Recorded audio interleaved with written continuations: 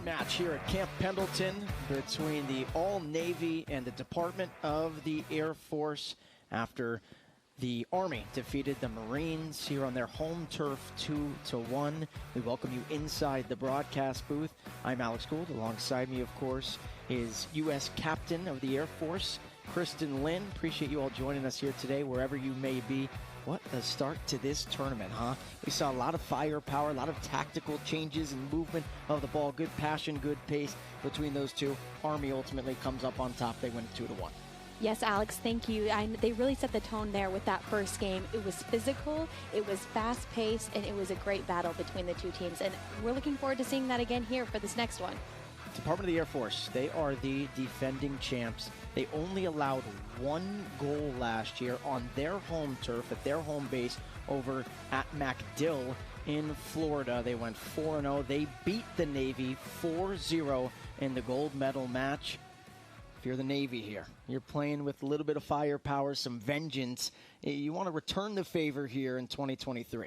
Yes, Alex, we saw it last night there at the Icebreaker. The Navy and the Air Force, they're looking forward to this game, and they're excited for another rematch of last year's championship. And you can tell that both teams are hungry for more. Hungry for more indeed. Man, well, what a start to this tournament. It's been a gorgeous day, a gorgeous afternoon. It was 60 degrees at the start of the day here in Oceanside at Camp Pendleton. Not a cloud in the sky as these teams get ready to do battle here. It's now up to 65 degrees. There's hardly any winds here this morning and this afternoon. But the Department of the Air Force, winners last year of the gold medal, they outscored opponents 8-1. They only allowed one goal in 390 minutes of soccer. We talked to head coach Jeremiah Kirschman. They call him Kirsch. Graduated and played for the Air Force in 2004. He was a part of the Armed Forces national team from 2007 to 2013. He said, listen, we have the target on our backs this year. And just because we won it in 2022 and 2022, we can't get complacent this year. We want to defend our title. Yes, Alex, and Coach Jay Renard from the U.S. Navy coach there, he is equally as excited and hungry for this game. And actually, Navy spent yesterday hanging out with the LA Galaxies, an LA Galaxy and MLS team here near Camp Pendleton. So I know they're excited for this match as well. Let's talk about the lineups for both teams as they get ready to walk out here. Take a look at the Air Force lineup first for the Department of the Air Force, which is made up of the Air Force and then the Space Force as well. Ben Locklear gets the start in between the pipes. Then the back line, they're in a 4-3-3 formation, by the way. The back line of Julian Bouchard, Chris Brown, Jared Dove, Max Soul. In the midfield for Lieutenant Colonel Kirschman's team, James Sims, Giuliano Daniel, and then Lou Martinez. And the strikers, Latrell Sterling, Austin Dewing, and Mikey Neckshoe. So that is the Department of the Air Force and how they line up today. And then we were only sent last names for the Navy, but we have them here. In goal is going to be Tyler Fanning in between the pipes, stationed over at NAS North Island. And then you have Omar is on defense. So Omar, we were sent. That is Omar Chandum. He's part of the back line. Then Christopher Fison, or Chris Fison, also on the back line for the Navy. Andrew Grossman as well. And then the fourth back for the Navy is Daniel Redden. In the midfield, middle of the pitch for the Navy, you have Nando Manrique. Next person in the midfield for the Navy is Noel. So Julio Noel. And then also Alexander Maney. That rounds out the middle of the pitch for the Navy. And then finishing it off, the strikers and the forwards for the All-Navy team. on the left wing, that left forward spot, you have Bentley. And so on the left spot, you have Bentley. And then the center forward for this team is Brendan Buendia. And then the right forward, the final striker, is Joe Alexander. So that rounds out the order for the Navy. By the way, it was Bain Bentley. He just got that first name there. And so getting ready for this second match here. The Navy will start with it. First touch for the All-Navy team, who's trying to avenge their loss last year in the gold medal match at MacDill Air Force Base. Department of the Air Force reigning champs, trying to defend their crown and defend their gold medal here at Camp Pendleton. What is something you are looking for early on in this match? Yes, Alex, thank you. I'm looking for Air Force to be a pretty technical team here, starting off the bat at the first match, defending championships as they are rematching Navy, who is also a very technical team. So this should be a very fast-paced game. Navy starts with it. Both of their colors are pretty similar, and so it's part of the Air Force in the white with the blue numbers, and the Navy's in the blue with kind of the goldish numbers. Starting it away, and it'll be a throw-in for the All-Navy squad on the far side.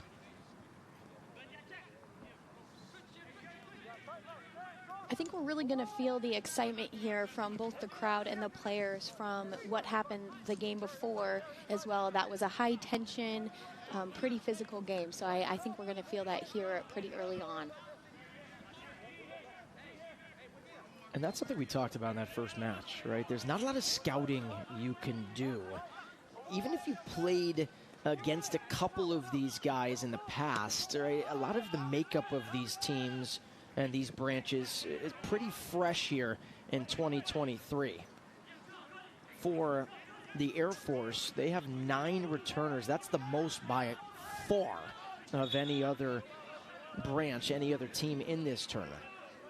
And so really the scouting begins during the match, making adjustments throughout the match and maybe at halftime.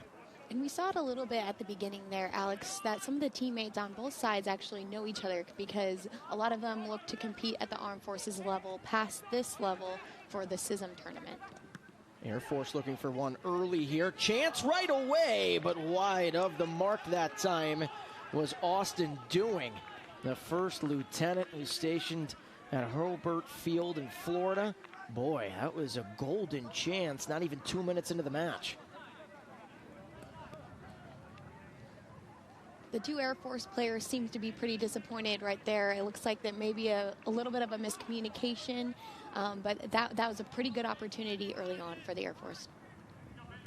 But that's what they do, right? And that's what Lieutenant Colonel Kirschman was talking about with us, the head coach of this Department of Air Force team. He said, we want to bury you early, right? He said, we want to play with a lot of pace and poise and control tempo, but we want to play quickly.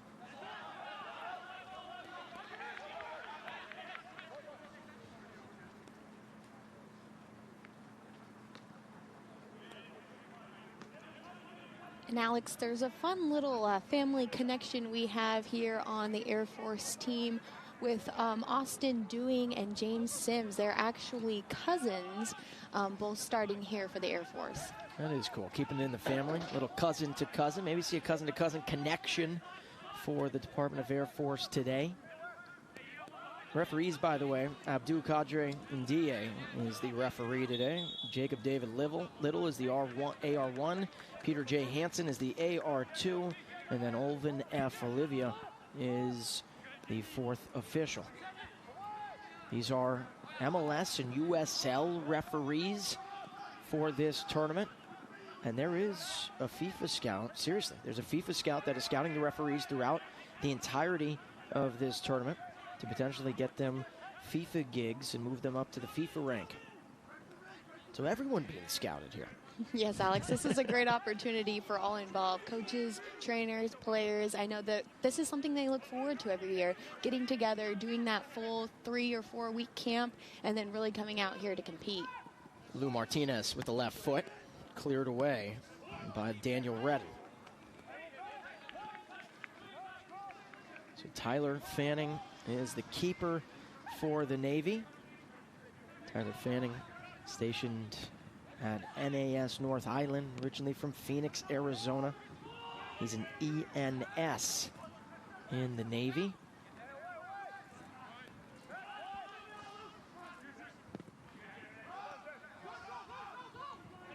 See the speed here from Latrell Sterling, and yeah, I could see that developing. Sterling has some serious speed. In the Navy back line there, you have to mark him. Yeah, that was a little bit of a risky pass there by the defender. I don't know if he was fully aware of the pace that he had coming at him from behind.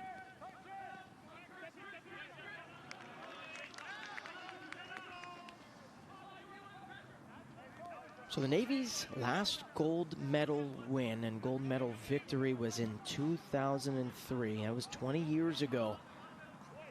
They're trying to win one here. The teams have gotten stronger and stronger over the last couple of years, evidenced by the fact that they made it to the gold medal match last year.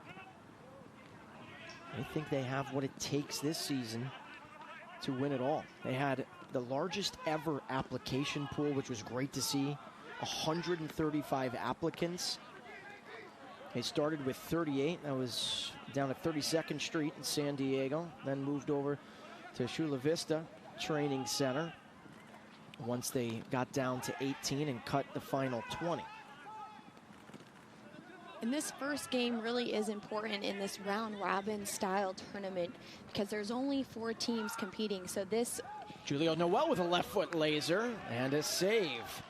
Boy, Noel, cheeky there. Ben Locklear being tested here early. And like I was saying, Alex, every game is super important here at this round-robin tournament, but especially this first game. It can really make or break you for the tournament because there really is only 3 other teams competing for that gold medal. Right, you set the tone. I think it's a good point. Really, you set the tone here in this first match. Feel good about yourself, ride some momentum going in to Friday's match. But yeah, and like you said, it's a round-robin style. Everyone will play everyone at some point. Saw the Army defeat the Marines 2-1 in that first match. But yeah, if you drop your first, it's not like you still can't make it to the gold medal match. It's just your backs are against the walls, and you've got to win the next 2 if you want to play for a gold medal. Early on here, it seems to be a pretty equal possession in terms of what we're seeing on both sides of the field, but a free kick here for Navy. Alexander Maney, lieutenant, originally from Ashburn, Virginia. He's stationed in San Diego.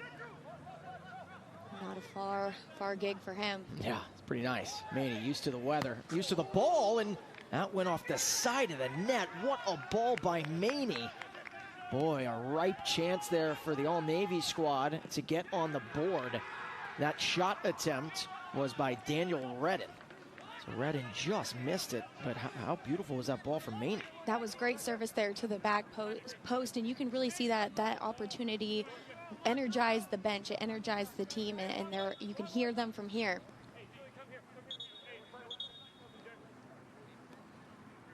Christopher Feisen to take the throw in here on the far side.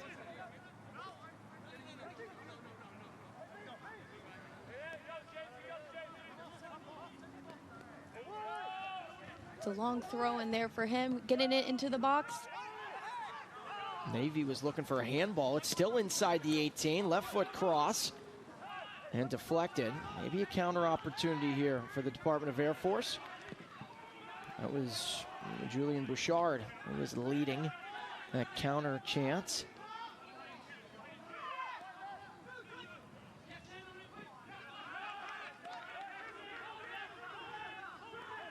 Tell you what, this looks like a different Navy team here in 2023. A lot of confidence, a lot of technical skills. And after the Air Force, Department of Air Force had a pretty good chance the first 2 minutes of the match, it's been all Navy so far for the last 6. Yes, Alex, that is what we're seeing here today. I know they wanted to come out strong, and they really wanted to set that tempo for everybody and really avoid any kind of early goal by Air Force. The All-Navy roster talked about the 9 returning for the Department of Air Force. The All-Navy team, just 4 returners from last year. But Alexander Maney, who you saw deliver that beautiful free kick inside the penalty area. He is one of the guys returning. Made it to the all-tournament team in 2019. He's a member of the back line. And now they kind of have Maney in like a holding midfield position. That's center defensive mid. But Brendan Buendia, he was tied last year with teammate Jonathan Conan for the most goals of the tournament at MacDill Air Force Base in 2022. He's a guy you got to watch out for. And Christopher Feisen goes way back, Captain Lynn. Yes, he's holding on to it a little bit too much there for, I think, his goalie's liking, and then that gives Navy an opportunity for a shot. And that opportunity came off the right foot of Maney, who was well wide of the mark. It's going to be a goal kick for Ben Locklear. But Christopher Feisen goes way back. He was named to the 2015 all-tournament team. So that's a guy who's been playing for at least 8 years on this all-Navy squad. Department of Air Force, Lou Martinez, one of the returners. He scored a goal last year. Chris Brown scored a goal in the gold medal match against Navy in 2022. He's named to the all-tournament team on the back line. And AJ Villasenor, he was named to the all-tournament team last year after scoring 2 goals.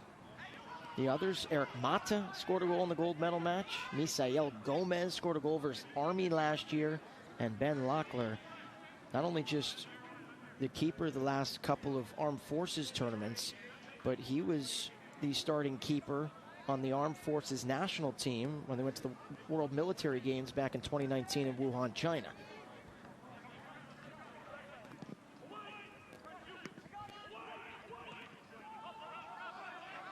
And a free kick here for the Air Force. You can see that they wanted to get that down the field because, as you can see, the Navy is already back on their half. Yeah, back on their half indeed, attacking third here. Joseph Alex. Trying to cross it. Well, it was just a little bit too far out of the reach of Julio Noel. And Julio Noel, I think he was thinking bicycle kick for a second there. He did look like he hesitated a little bit. It was a little bit too far out of the reach. Ultimately, I think he made the smart decision. Also, too, he was a little bit outside the 18, probably about 3 yards out. You never know what you're going to see in this tournament, though. The Navy team is passing really well there, and it looks like Air Force is chasing the game a little bit as the Navy control the ball more on their side of the half.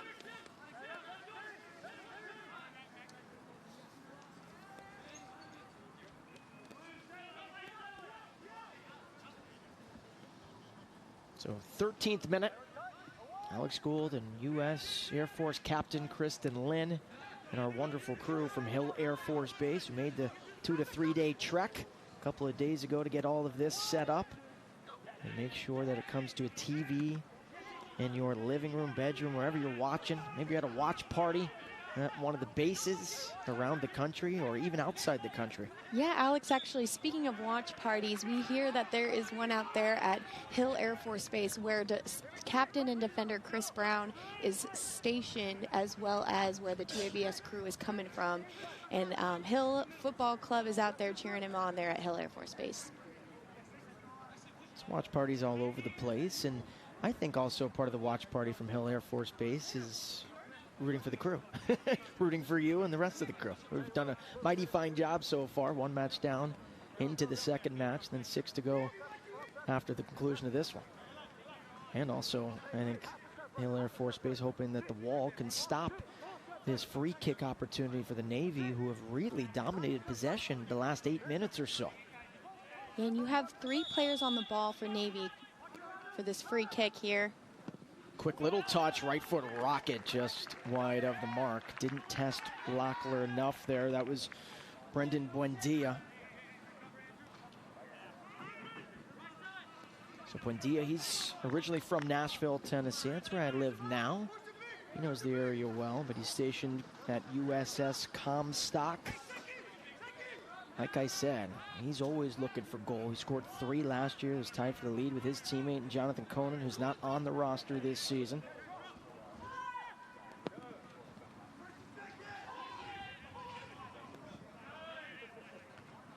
And Navy wound up scoring 8 goals last year. They allowed 7, so they're +1 on the differential. But Buendia and Conan combined for 6 of the 8. And no Jonathan Conan this year. So I think that's the question for this all-Navy team is, all right, you lose Conan this year. Where's the offense? Where's the attack going to come from if it's not from Buendia? Yes, Alex, and a unique challenge that all teams in this tournament face is the challenge that mission comes first for these men. They all serving their country in uniform, and that sometimes means that they're unable to do tournaments like this and stop what they're doing to compete here. Fanning booted it right to a member of the Air Force. That was Dewing, still inside the 18. Now the back. James Sims with a right foot try. Was it deflected? It was. Nice save there by Fanning. It's going to lead to an Air Force corner. Boy, what a chance there for the Air Force. James Sims, who's stationed in Creech Air Force Base in Nevada. He was pretty unmarked there in the middle, as you can see here, and he took his opportunity, and that was a great shot he had there from right outside the 18. First corner here for the Air Force, and it's corralled by Fanning.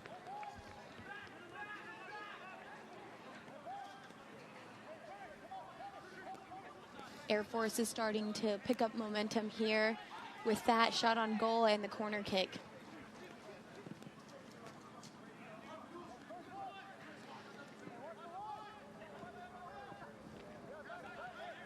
So the start, first 16 or so minutes in this match, a little bit different than the start we saw with the Army and the Marines. The Army kind of dominated the first 10 minutes of possession, then the Marines really took control in the next 10 to 12 minutes, and then it was back and forth. It was like a heavyweight title fight between those two before the Army struck in stoppage time in the first half. A goal by John Ponce, wound up being 1 of 2 for him. Army wound up winning it 2-1. Yeah, that was a great game that we saw here early on, Alex, and I expect this one to be equally as close and exciting.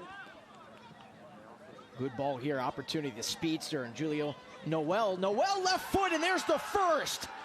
Oh, how about that? The speed of Julio Noel gets the first for the Navy. You can see they're playing with passion today, trying to avenge their loss in the gold medal match last year. What a start for this all-Navy team. That looked like it went in between the goalkeeper's legs there, Alex, so hoping to see a replay of that one. That was a beautiful goal by Navy early on here, setting the tone here at Camp Pendleton. Julio Noel, he might be the quickest guy we've seen so far today. Was able to get the first touch on that ball past the left back for the Air Force and ultimately put it past Locklear. As you said, went under his legs. His Department of Air Force trying to answer here with Latrell Sterling. He's also got some speed. And you're going to see the Air Force team here really start picking it up after that goal. They're going to want to answer back as quickly as they can and really start pressuring harder than they were before. Talk to us a little bit more about what led to that goal. Why was Noel able to break free? Well, Navy's been having it on the Air Force back end for a while now, and so they were just waiting for that opportunity. They're passing really well, and he was pretty cheeky at the end there. You know, quick touches, he's pretty fast, and he was using that speed and his body contact and a quick shot, and that was awesome. So for the Department of Air Force, what do they need to do now to equalize? They have to start pressuring quickly, because the quicker they can get that first goal, the better that it's going to be for them. And so you're going to see them starting to kick it more downfield and start pressuring higher up the field. Yeah, and I think it's a good point by you to try and kind of boot it down to your attacking third, because they've been playing most of this match, like we just talked about, from the defensive third. They want to see the ball at their feet with a chance to score.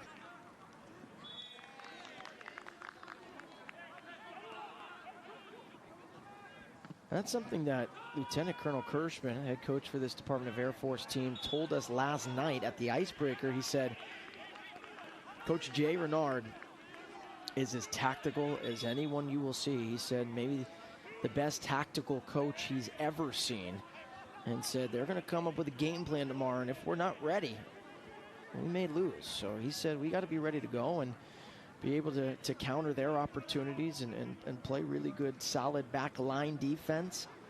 And so far, so good for this tactical all-Navy team. And you can see for this free kick here for Air Force that they are pressing way up. Like I said, they're going to start pressuring higher up the field and start going for it a little bit more. Free kick, trying to equalize. Inside the penalty area. It's headed up, pinged in the air. Still inside the 18. That was dangerous. We have Air Force looking for that call there. There's a body that hit the deck. That was Daniel Redden, who was down, and then having to leapfrog him was James Sims, and ultimately went as an all-Navy goal kick for Tyler Fanning. You can see that Air Force really wanted the foul there in the box, but I didn't see anything crazy there, Alex.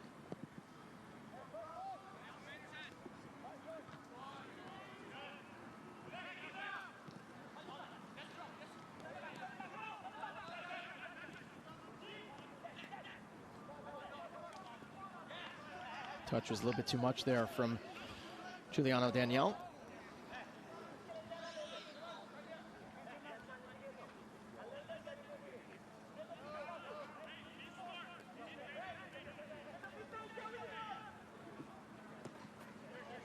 I'll tell you what, too. A lot more of a clean game and a clean match than what we saw in that first one between the Army and the Marines. Listen, we know how physical the Marines always are year in and year out. That's what every coach talked about. That's even what Rocky Ferdinand, the head coach of the Marines, talked about. Said, listen, we are going to be the most physical team. We know that. We do have to stay, of course, out of yellow card trouble and not pick up any reds. As the Department of Air Force trying to answer here. Right foot try just over the bar. And you actually can see this game getting a little bit more physical than it started after that first goal by Navy, as things are getting a little bit real for the Air Force, I think, there. So you can see it getting a little bit more physical. That shot attempt by Mikey Neckshoe. Neckshoe, second lieutenant in the Air Force. Stellar striker. He's stationed in Hanscom Air Force Base in Massachusetts.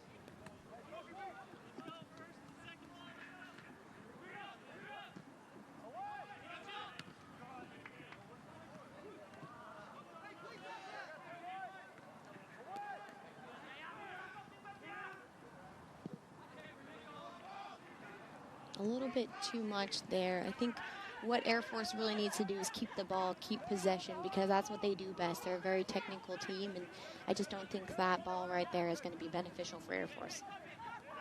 Yeah, and it's one thing trying to get it onto your attacking third, but it's another thing, too. We talked about the turf, and this turf being a little bit different, of course, than grass in a lot of different ways, right? It's a little more dangerous, first and foremost. But second of all, the ball skips a lot more, so you have to have a little bit less touch on some of your services if you're trying to lead a teammate.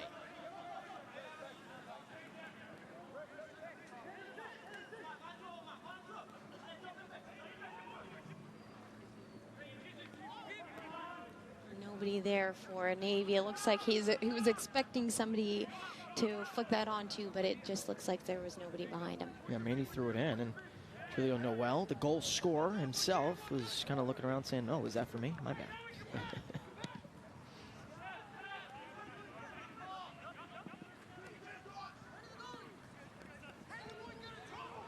That was a good challenge there by Austin, doing good 2-on-1. I think they're really trying to isolate him up top to get some of those opportunities for Air Force.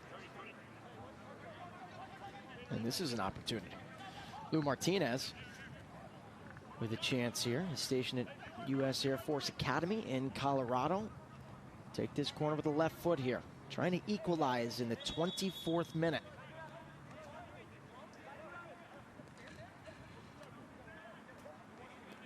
I think the ref is looking more closely at that physical contact there in the box for these corner kicks, because Air Force talked to him about it at that first one. Martinez high in the air, and boy, Sims again had to evade a defender, was trying to get to the ball, but instead, Tyler Fanning, almost like a center fielder in baseball, was able to catch it on the fly. Yeah, those corner kicks are pretty dangerous there for Air Force because they've got a few guys there with that size. And like you said, James Sims has been there both times, right there for that corner kick.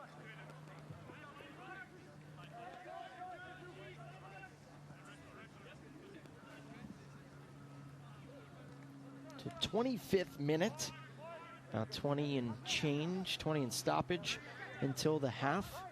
Alex Gould, U.S. Air Force captain, Kristen Lynn, and our Air Force crew from Hill Air Force Base in Utah, bringing the action to you. Appreciate you joining us, whether you're here in Oceanside at Camp Pendleton or across any of the oceans, across the world, across the country.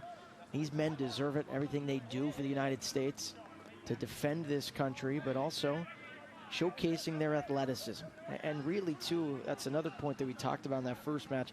They get the chance here to get away for a week, right? To get away and play as a team and build some great chemistry. And a lot of these guys are stationed at the same bases, but also a lot of these guys aren't, right? So get the chance to meet some new guys as part of the All-Navy or part of the Department of Air Force or Space Force, whatever it may be. It's a chance to build some bonds and make some memories that for these guys will last a lifetime. Yes, Alex, and like you mentioned, this is a lot more than just soccer. The leadership opportunities, the chance to meet new people and network in your service branch, as well as just meet teammates that you're going to have for the rest of your life. These guys are going to be groomsmen in each other's weddings, and these bonds go a lot deeper. As you can see, so many of the coaches have history with this program. Absolutely. It's Austin Dewing, throws it in. The defending champs, who only allowed one goal all of last year, have already allowed one here. Trail 1-0. Could be a chance for a second. Left foot try was deflected. That was off the foot of Joseph Alex. That was a great run there by the forward, just splitting the seam in the middle between the two defenders, and a perfect pass. That was a good opportunity for Navy. Great opportunity. Give credit where credit's due to Julian Bouchard to get back and get a deflection on the ball. Otherwise, that could have been a second for the All-Navy team.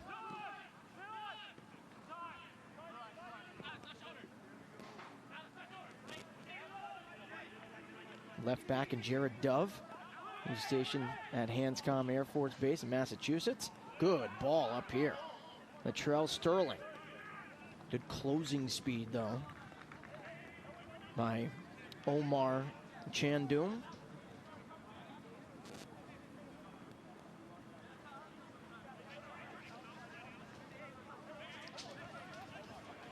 We talked about it earlier in today's match, that all teams, all the men that try out for this are from different ranks, different bases, and all around the country there as they fly in for training camp. So that's a pretty cool opportunity for everybody involved. Yeah, we talked about the 135 applicants for the Navy, who only got 80 last year. They're sending in tapes, and Jay Renard is going to different camps throughout the year and different tournaments to scout a lot of these guys. And so it's a lot more than just, hey, you show up, you send in a YouTube video, and we select you from that. It's a lot more than that. It's very regimented. You get the chance to build the camaraderie a couple of weeks prior, if not more than that, if you're stationed together and playing with each other at your specific base. But the Department of Air Force, Lieutenant Colonel Kirschman, had 170 applicants, as we'll hold off here. Another chance for the Navy over here on the near side. A little push there, and it was last deflected by Chris Brown off the right foot of Bane Bentley. So Bentley forces the corner.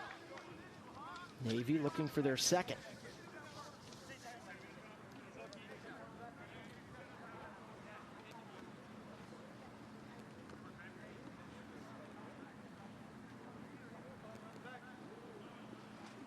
Alexander Maney, who made the all-tournament team in 2019.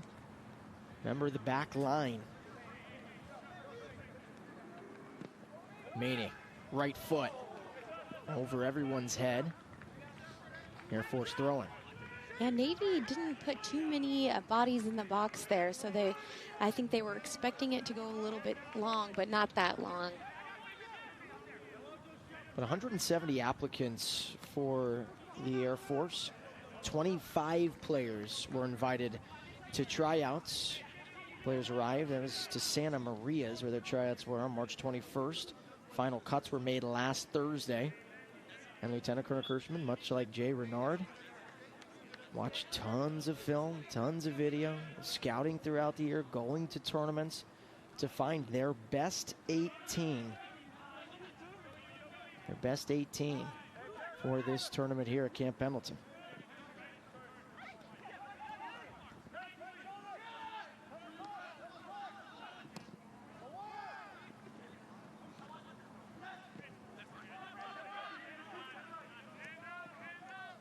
And the way the application process works in the Department of Air Force, I know it's very similar in all branches, but 3 months prior to this Armed Forces Championship is when the window opens for anybody who wants, anybody, to send in tape to Lieutenant Colonel Kirschman for him to review.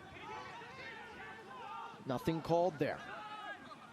Chandum led the break, but a good dispossession over there on the far side. That was Max Soul. Yes, Alex, and you talked about the application process, and each team actually has opportunity as well to fly in members that are serving abroad as well to these training camps. So that is a unique opportunity for them to get seen in person for those men.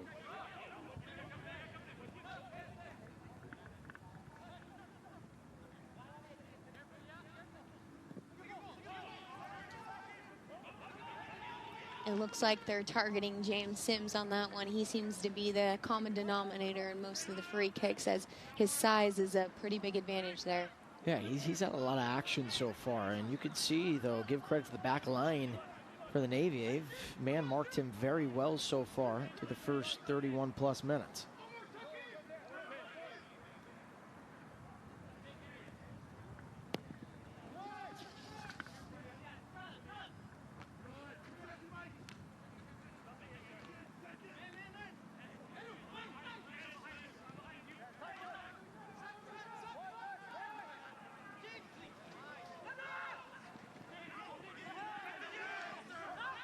Couple players hit the deck. Nando Manrique leading it for the Navy. Plays it out wide. Left foot, cross into the box, headed away. That was great defending. Navy actually had 4 or 5 players in the box for that opportunity, so getting that clearance was crucial. How about that move by Chandum? Was able to blow by his defender. Foul was called just outside the penalty area. It's probably about 3 yards or so out. That was called by the referee and Abdul Kadre Ndiaye. Yes, Alex, this is going to be a great opportunity here for the Navy team. This is prime location for a free kick. So Maney, who's played on the Armed Forces U.S. team, he's played for the Navy last 4 or 5 years. Is he going to be the one to try and test the keeper and Ben Locklear, or it could be the left foot of Julio Noel, who scored the first goal? You can tell he's going for the shot here by the amount of numbers that Air Force is putting in their wall. Could be Brandon Buendia as well. He scored 3 last year, as we talked about earlier. Trio of options here. Maney, Buendia, and Noel. It's going to be Maney who just left it wide. He was looking for the near post there, Krista. Yeah, it looks like it might have gone under the wall a little bit there, but he was looking for that dangerous near post ball.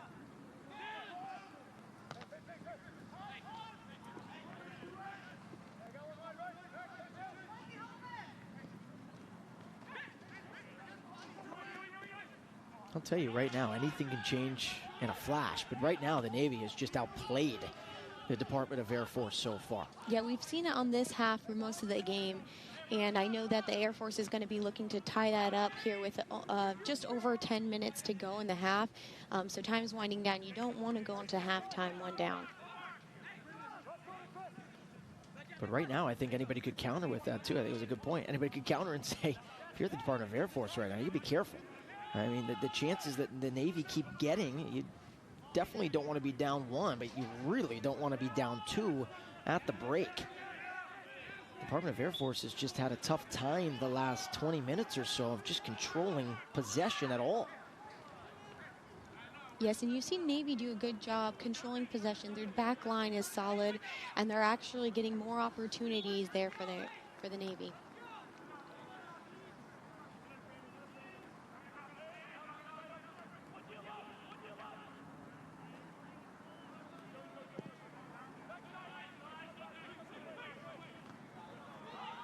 Off the head of Chandu.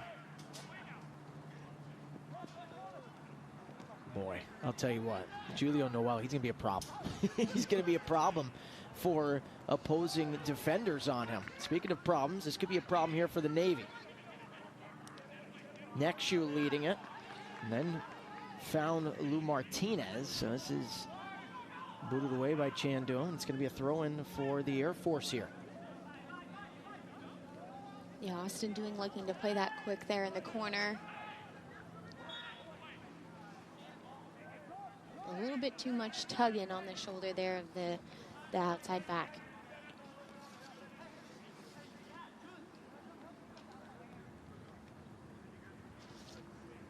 So this Navy team is coached by Jay Renard, who's stationed at NAS Jacksonville. David Rowe, assistant coach, who's over in San Diego. Then William Sprouse goes by Will. He's stationed in San Diego as well. Flag went up there. Foul called against Doing and the Department of Air Force. That's the second one on him, Alex, in the last 5 minutes. So it looks like they're trying to press hard, and in turn are getting those fouls in their forward half. No foul called there on James Sims. Referee says play on. Ball out wide. Trying to keep it in that time was Andrew Grossman, the center back for Navy.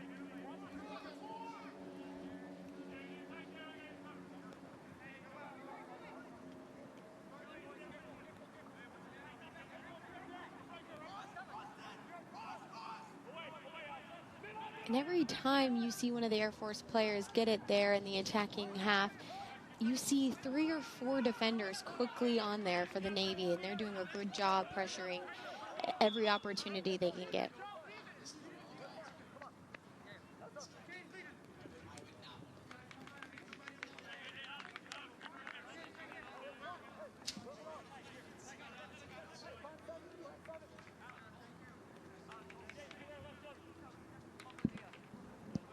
So we talked about the assistant coaches for Navy, but also bringing a full medical staff. You have Brad Pausick, and then Oscar Oliveras,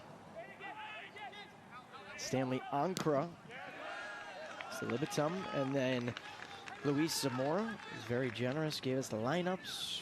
It's the OIC, and then Mike Morris is their service rep. And when you look over at the Department of Air Force, who's coached by Lieutenant Jeremiah Kirschman, Lieutenant Colonel Jeremiah Kirschman, goes by Kirsch. James Royston is an assistant coach. Samuel McNell. James Royston, by the way, played on this team for about 10 plus years. Samuel McNell as well. Then Patrick Nichols, part of the medical staff.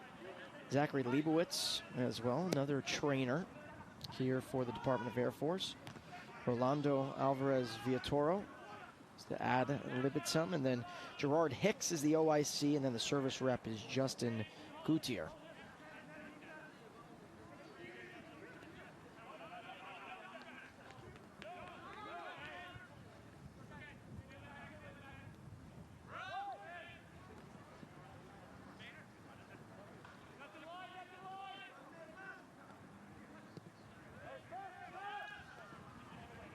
Here's a little one-on-one opportunity. Yeah, dangerous. See the speed from Doing there. Trying to create some havoc for Redden. Clearing it away for now is the Navy. That was good, clean defense there from the Navy, being careful not to give up that PK. We did see a PK there in the first game that we had, so it looked like he was pretty careful there on defending. Joseph Alex leads it here. Joseph Alex finds it in his left foot with a laser that was saved by Locklear. And Locklear with a rifle. Boy, that was like 95 miles an hour as the keeper, and he buried the back of Omar Chandu. Yeah, Chandu went down pretty hard there.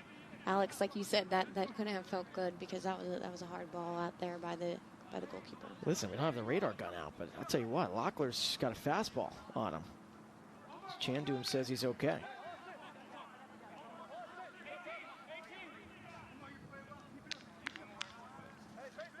We've seen the Navy prove that they can be pretty dangerous here on the free kicks, and this is going to be another good opportunity for them. Yeah, Maney's wicked. You can see with these free kicks he's taking, he knows what he's doing with those bright orange cleats. Maney to the backside, off the head, keeping it inside the 6, and then corralled by Locklear. That one there seemed to be a little bit too far on the back end there, and I think could have done better if it was floating a little bit more for the Navy team because they had the numbers there in the box.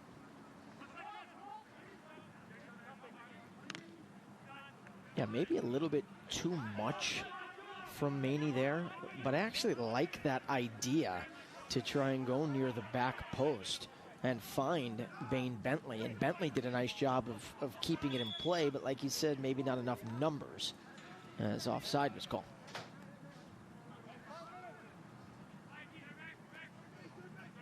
So approaching the 42nd minute here at Camp Pendleton. And we saw the most action there in the last 5 in the first 5 of each half, so we can expect the same to happen here at this game.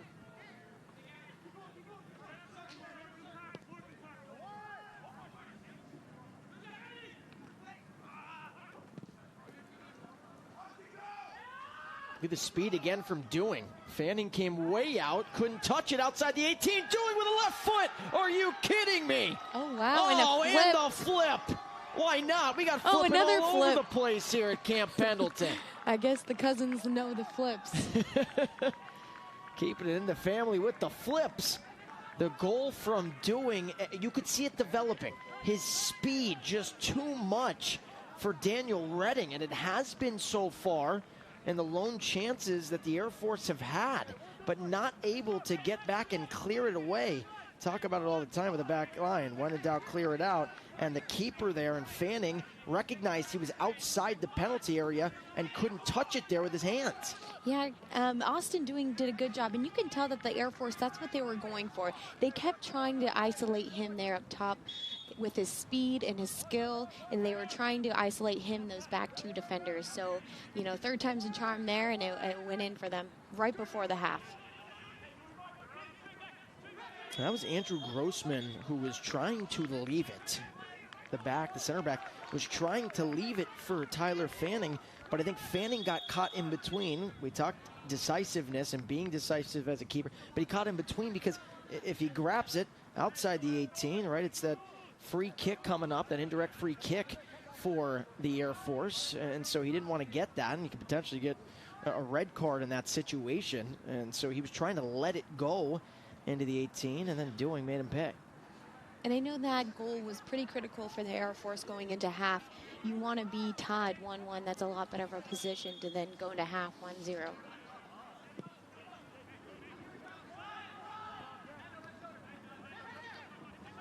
Now we'll see if the defending champs have a little momentum on their side.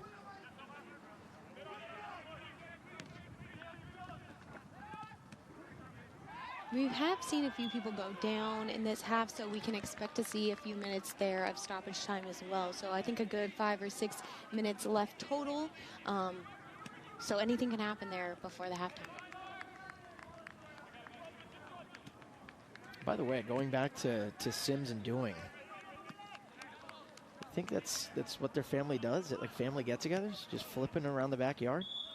Well, I was know they impressive. also attended college together, so I think that's a pretty tight bond there.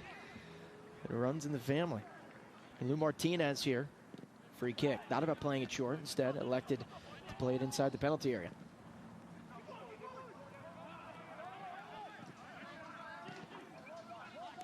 And they're going to try and keep the momentum here, Alex, as we go into halftime.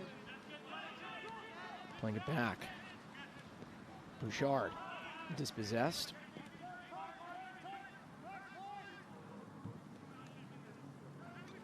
Good give and go there. Bentley. He doesn't have the numbers, yep. No, I'm thinking along the same lines. He was trying to stall as much as he could there.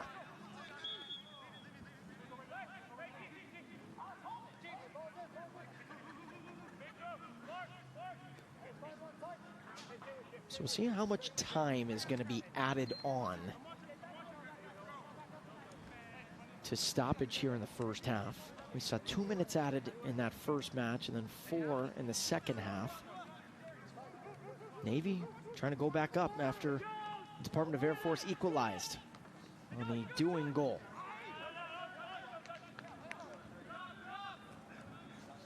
I think it's going to be pretty close here to 2 minutes. We didn't see a lot of stoppage time here in the first half, but definitely some. So I would think 2 minutes, but he's about to show us here on the half field.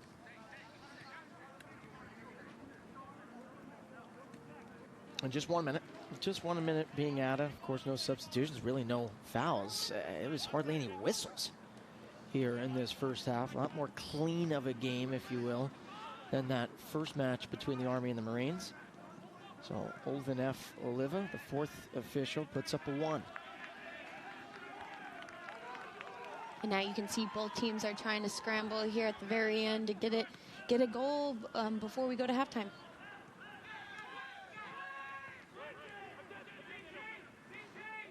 Air Force looking for their first lead in 2023. Doing yet again. Somehow 50-50 chance popped in the air and cleared away for now. At one point we were talking about the Department of Air Force potentially going down 2-0 at the break. Had a chance to go up 2-1 there. And likely after this throw-in, we'll get the whistle to signal halftime.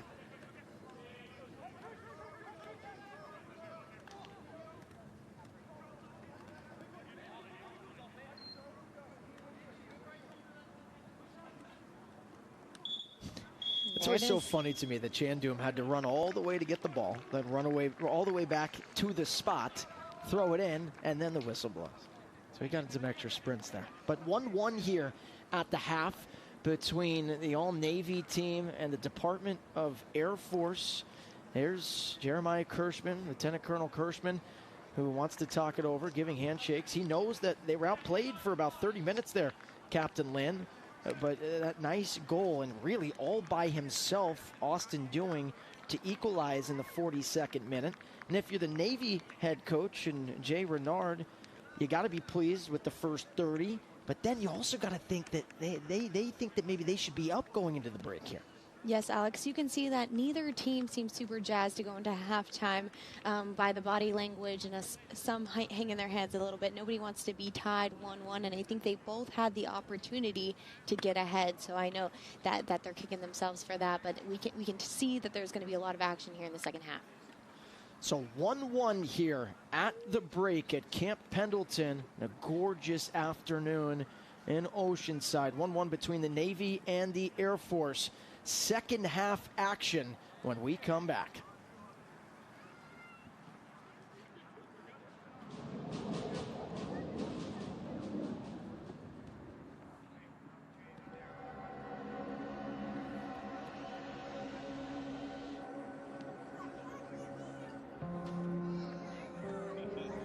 It's been said that if mankind were meant to fly, we would have been born with wings. Maybe so. But some of us were born to do nothing else.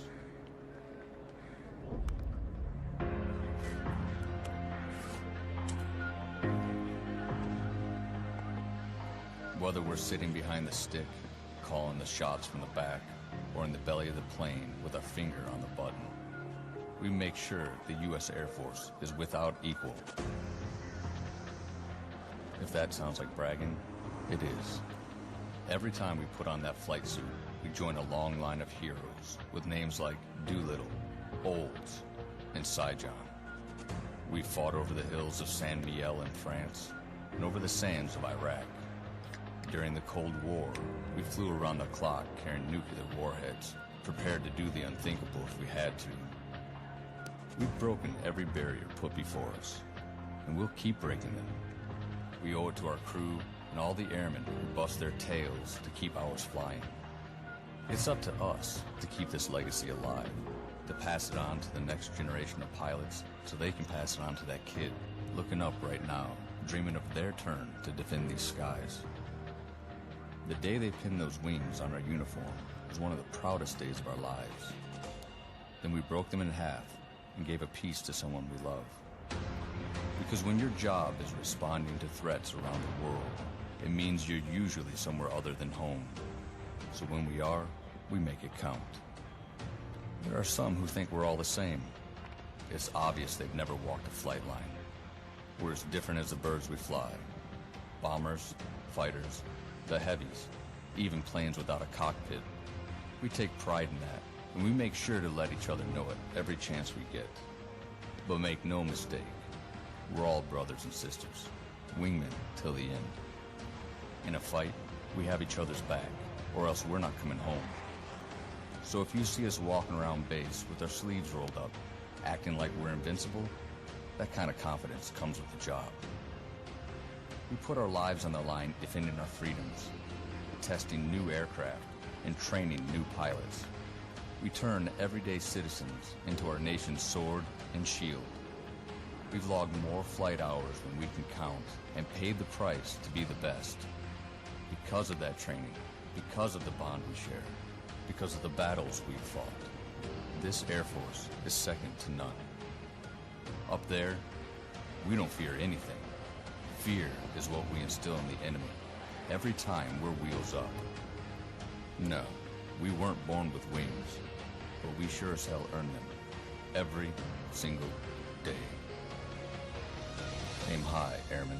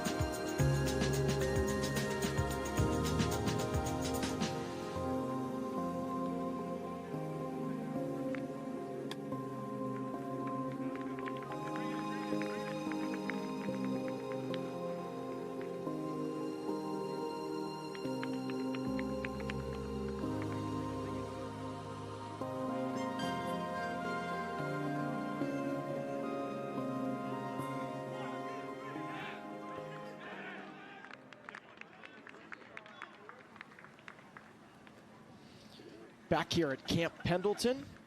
Second half between the Navy and the Air Force. Alex Gould, U.S. Air Force Captain Kristen Lynn, and our wonderful crew here for the second half of this second match. The Army defeated the Marines earlier this morning 2-1. So they are 1-0. The Marines dropped to 0-1. But all right, Captain, talk to us here. Adjustments on both sides. I think the Navy did a really nice job, as you see the first sub checking in for the Department of Air Force. That's Isaac D'Souza coming on for Latrell Sterling. But I thought the Navy did a wonderful job for the first 30 minutes. They got a goal by Julio Noel. That first goal was about 20 minutes in, and then really dominated possession. But Austin Doing, kind of all by himself, was able to cause havoc with the keeper and Fanning and score a goal. So we're tied up at 1. What do you think? Let's start with the Navy. What do you think the Navy needs to do here in the second half to come away with the win? I think the Navy needs to keep momentum. I think after that goal by Air Force, they kind of lost it there. But like you said, in the first 20 minutes or so, they really had that momentum. So they need to keep it here early on, hopefully score an early goal, and then keep that momentum for the rest of the game. And then for the Department of Air Force, you can look at it a lot of different ways. I think it did a nice job in the first 5 or so minutes, but I think they struggled for 30 minutes or so in there. Navy really controlled the tempo of this match. What do they need to do here to come away with a win and start 1-0? I think that the Air Force went to back to the drawing board there at halftime, and that's communicated there with the sub. They're going to look to kind of hold possession a little bit more than they did in the first half, keep it off their side of the field, and again, look to isolate Austin Ewing, because that seemed to work pretty well for them there in the first half.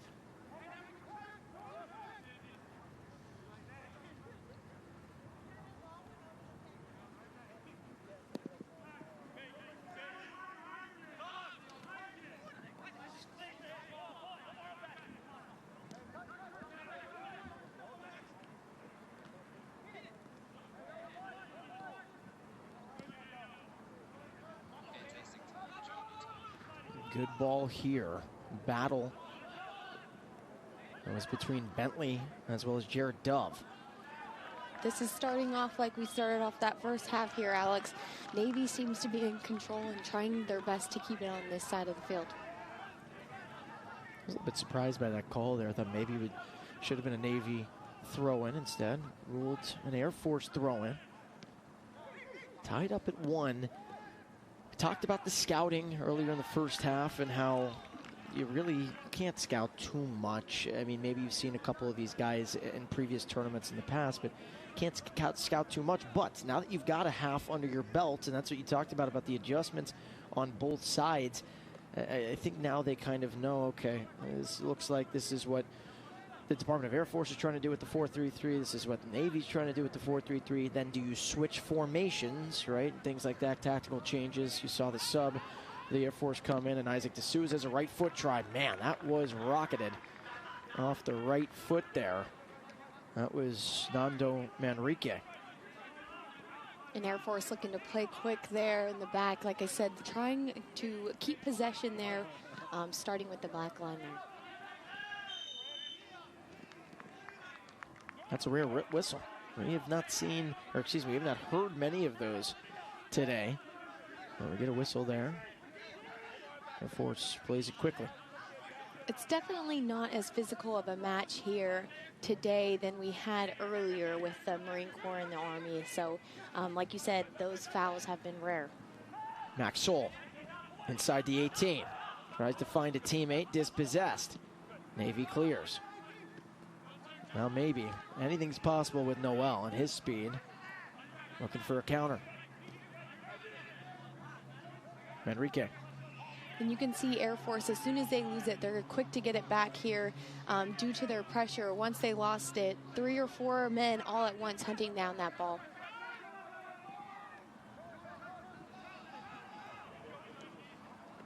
Just out of his control there for Navy.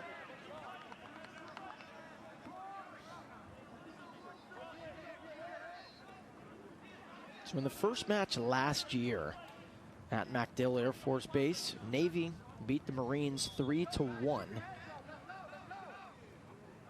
And then in the second match, The Air Force beat the Army 2-0. So we saw a 2-1 affair between the Army and the Marines, and now a 1-1 affair in the 50th minute of this second half. And we see both the Marine Corps and the Army sticking around for this game, watching closely as you know, each game in this tournament is going to matter, as it is a Red Robin style tournament. That's a tongue twister. Yeah, round robin. There we go. Red Robin's got some good I'm just food, hungry. though. Yum. But yeah, no. So so that's also what we were talking about earlier. Is that, I mean, where else would you rather be right now than scouting your next opponent? Boy, that was dangerous. That was doinked off the dome, and player goes down there for the Air Force. Yeah, the referee's not going to mess around with that head injury there, so he's quick to slow it down, stop the game, and make sure that he's okay, because those head injuries can be pretty scary. He hit the back of his head there hard. Yeah, that was Giuliano Danielle who's saying, listen, I'm good. It didn't feel great, but it rung my bell a little bit, but I'll be all right. So Abdul Kadre and DA, the referee, allows him to continue.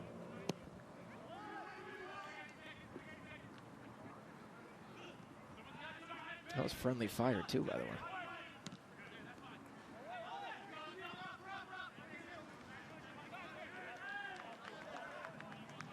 Air Force is screaming for the foul there from their bench, but I think that was a pretty good 50-50 shot.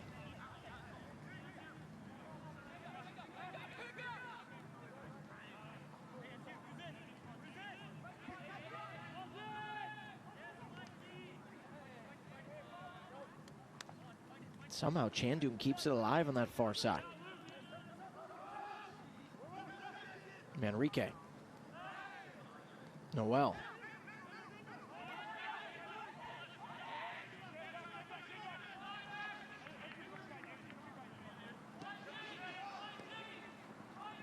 Doing, who scored the lone goal at the end of that first half.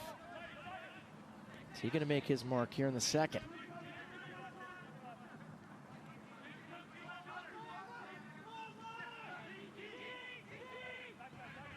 Good turn there by Giuliano Danielle. Now Max Sol, right foot. There's Doing. Hard tackle there by Daniel Redden. Cleared away. Last touched by Doing and the Department of Air Force. That was a clean tackle there by Navy, and a good 50-50 opportunity as well.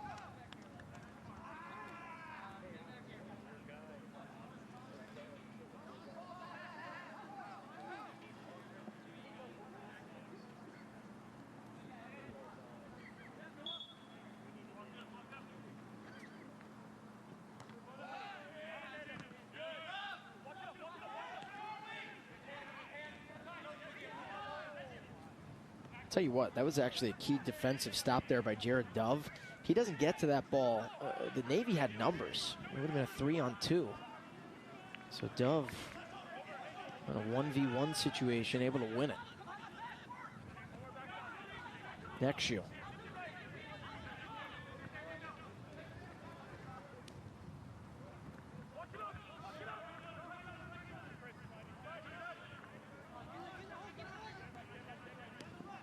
Jared Dove, second lieutenant, originally from Gambrills, Maryland.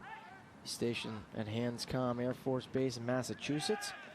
A lot of these guys are at Hanscom. A lot of acquisition officers for the Air Force. Free kick here for the defending gold medal winners. Some words being said here between Doing and Nando Manrique.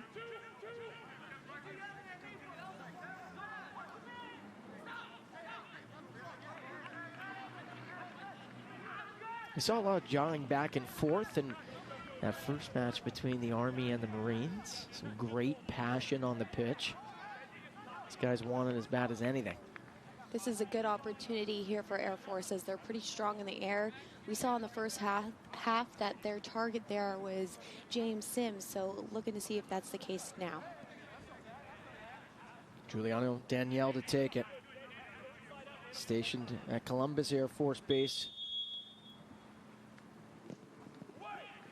Left foot. He's arcing pretty good there. Trying to look for Chris Brown, the backside of the 18. This is going to be an Air Force corner. So Mikey Nexu to take it here. Can he set up a second for the Air Force? Trying to go up 2-1. A rematch of the gold medal match from last season.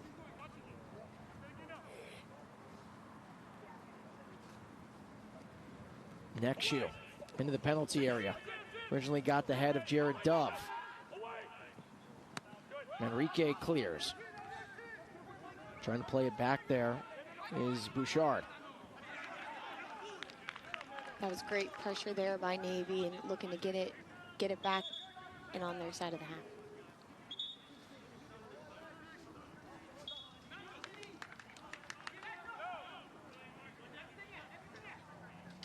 So give credit to the Air Force here and their second half adjustments they've made. As I say that, wow, big time stop there. That could have been an opportunity for the Navy. But it feels like the Air Force has made great adjustments out of the half. Coaching staff have obviously come away with a scouting report after the first. Little tactical changes they need to make and had needed to made, and they've done so. I mean, they have controlled possession here for the first 10 minutes. Yeah, they're doing a lot better of a job this half by keeping possession, looking for that easy pass, and working their way down the field. And Navy has to do a better job, high pressure, and getting that ball back.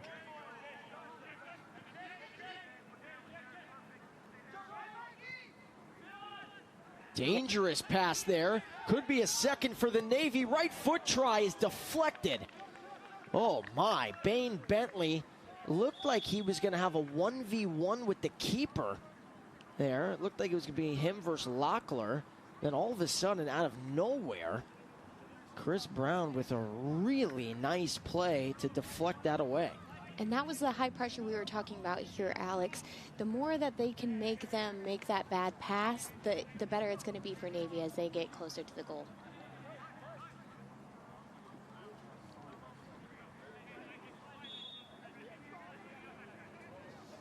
Christopher Fison to throw it in. Chandum, Noel, somehow able to get it with the left foot. And eventually corralled by Locklear. Good build there for the Navy. Couldn't capitalize.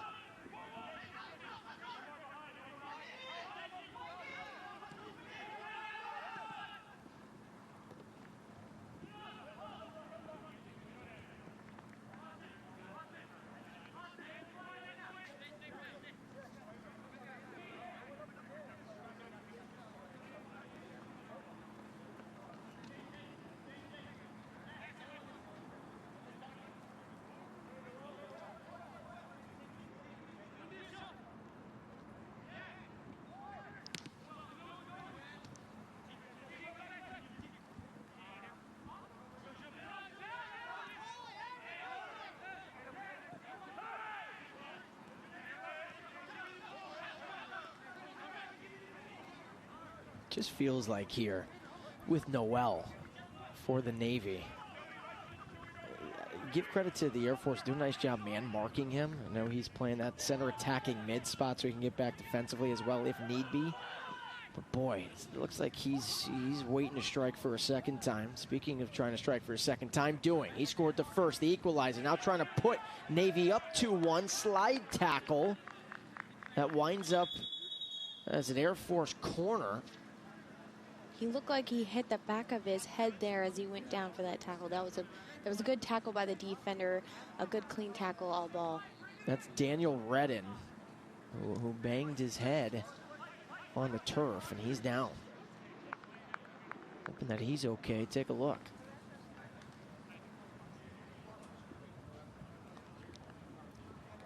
Oh yeah, his head hit pretty hard there on that tackle. Yeah. Oof.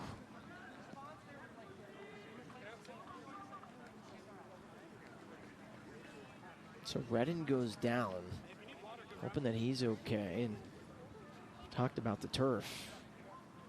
So it's tough. See a lot of injuries on the turf, and think a lot of people have talked about it over the years, just talking about the turf versus the grass and what you would rather play on. I think you get about a 99.9% would rather play on grass. You get certain spots like this, and a lot of it is leg injuries, but you see Redden down, smash the back of his head, hoping that he's okay and able to continue. You can see the training staff there being very careful to go through the full concussion protocol, because that is a very serious injury for soccer players. Yeah, that's Brad Pausick as well as Oscar Oliveras, two medical trainers who are here for the Navy. And Redden says he's good to go. That's a good sign.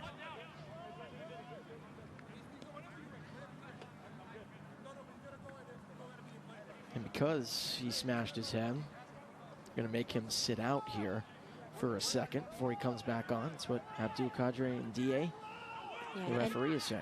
Anytime the training staff goes on the field there to support, that player must go off for a period of time before they can go back on.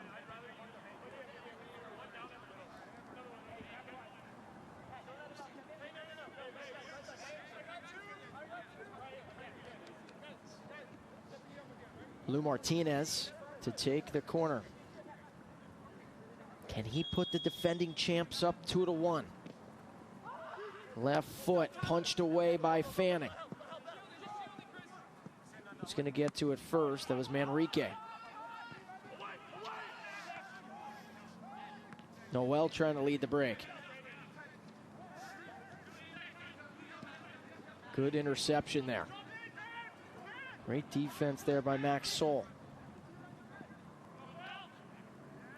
Here's Noel. That's where you got to be careful if you're the Air Force. He's trying to find Bain Bentley. Slipping on the turf that time was Sims. Bentley. He's 1v2. He tried to ping that off of Dove, but couldn't. He didn't have a lot of support there in the corner, so Navy has got to do a better job getting down there with him and supporting him on that. I actually feel like the pace is kind of slowed here a little bit in the second half between these two units. See if it picks back up. Final 30 minutes or so. Maney. Chandum. Chandum on that far side trying to make a move. Doing. Clears it away. And no game in this tournament, Alex, is going to end in a tie. So whatever happens here, we're going to get a winner out of it.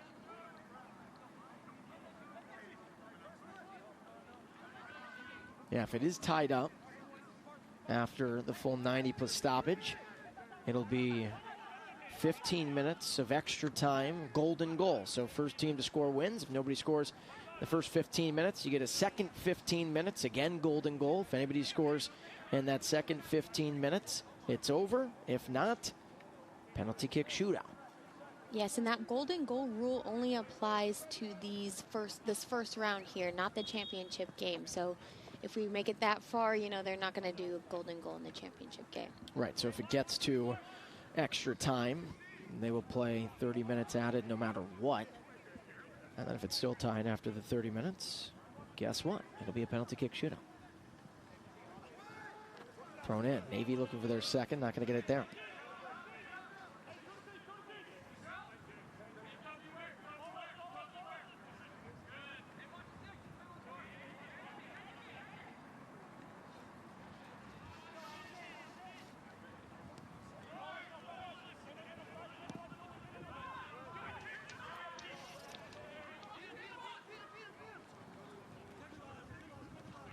Doing now on the far side.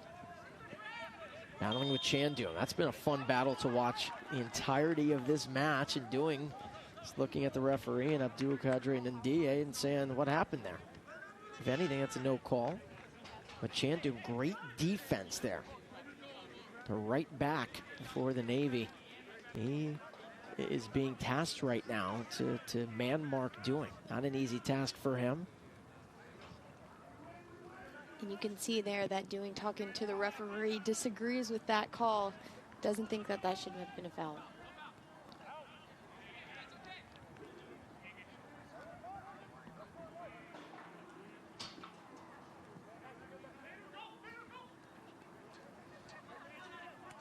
Nice throw in there by Maney. Look at that speed. And you see the speed there from Bain Bentley.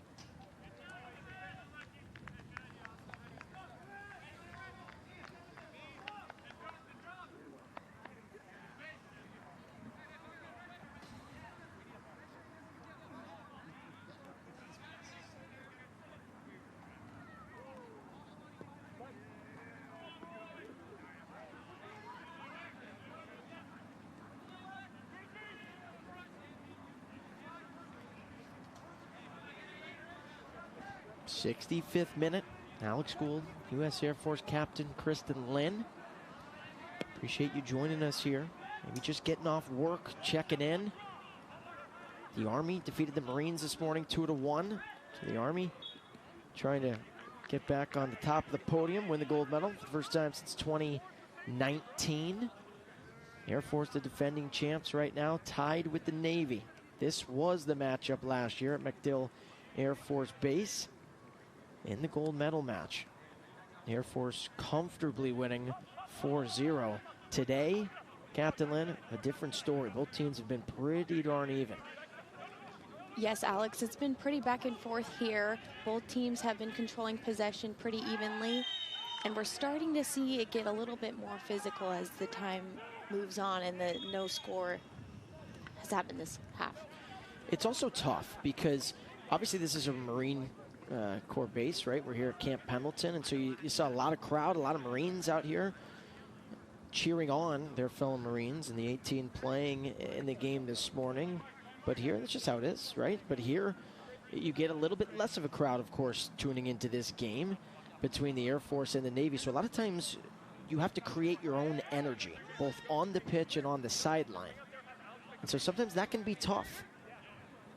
It's where it's a moment like this, and you're a former player, you know, you can't lull yourself away. You got to stay in it. Free kick opportunity. Air Force trying to go up for the first time today. Not gonna right there. Speaking of support, Alex, we've talked a little bit about how hard it is for some of these men with what they do in the Air Force and Navy to get away to play in a tournament like this. And so one of the players from the Air Force, Jared Dove, actually wanted to give a special shout out to his leadership from his unit.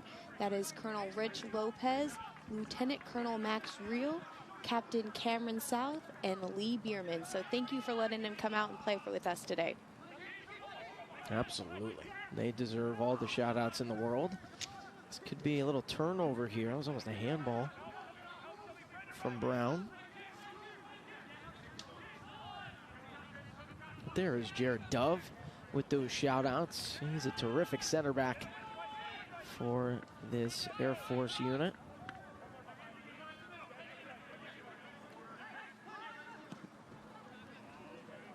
Good ball here. Could be an opportunity for Max Soul. Plays it low. Was trying to find Doing. Couldn't. It was intercepted nicely. Now the counter could be on. Is there a counter punch here from the Navy? No, there's not. Buendia was dispossessed. That was good job by the Air Force applying quick pressure as soon as they left the ball. You just saw 3 of them pounce right on that defender.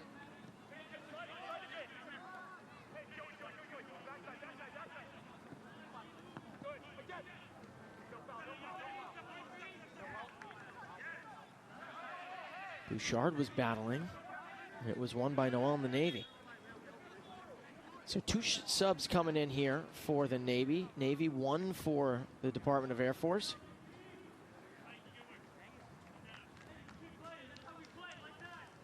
So it looks like Buendia's day is done.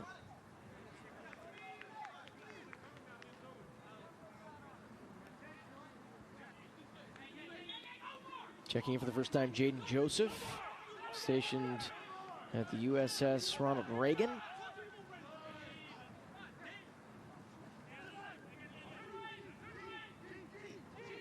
The Air Force sub waiting to come on still. You talked a little bit about how the pace of the game has slowed down, and I think that's what the coaches are trying to accomplish here with these late subs in the second half. They want to ramp that back up, get some fresh legs out there, and get this pace back up.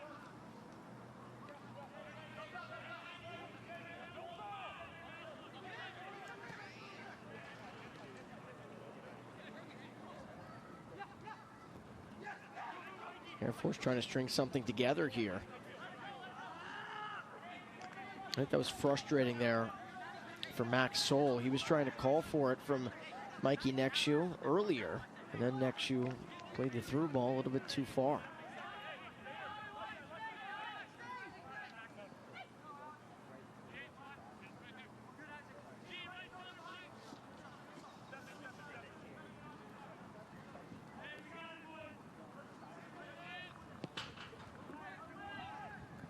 Final 20 minutes plus stoppage in this match between these two.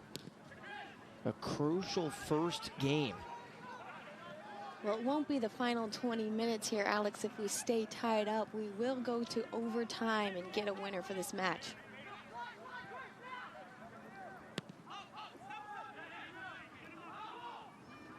Skied in the air by Fanning.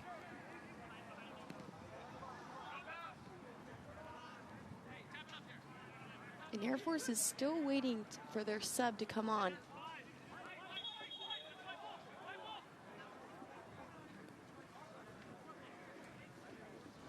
So there it is. Bouchard is checking out. His day is done. Brandon George is coming in.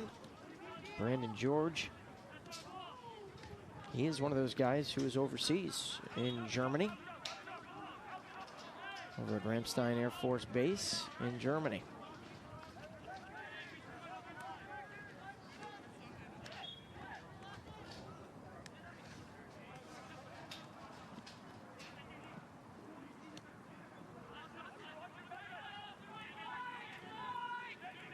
What do you want to see here from the Air Force in the final 20 minutes to try and come away with a victory and put one in the back of the net? What do they need to do here? I think they got to be a little bit more risky there in the final third and look to see Austin doing. They isolated him pretty well in that first half, but you haven't seen it as much in the second half, and it seemed to have worked for them. But they really have to keep possession and not allow Navy to find opportunities like this where that they can keep it here in the second half. So Brandon George, who just checked in, was able to dispossess Bentley there. Air Force gets it back here. And for the Navy, they had that powerful punch and that powerful start in the first half. How do they close strong? I think for Navy, it's all about momentum. They've seemed to have lost it. You said it earlier. They've had that powerful punch, but they don't seem to have it right now. I think both teams are a little bit slower, so they need to speed that up, keep possession, and then look for those opportunities.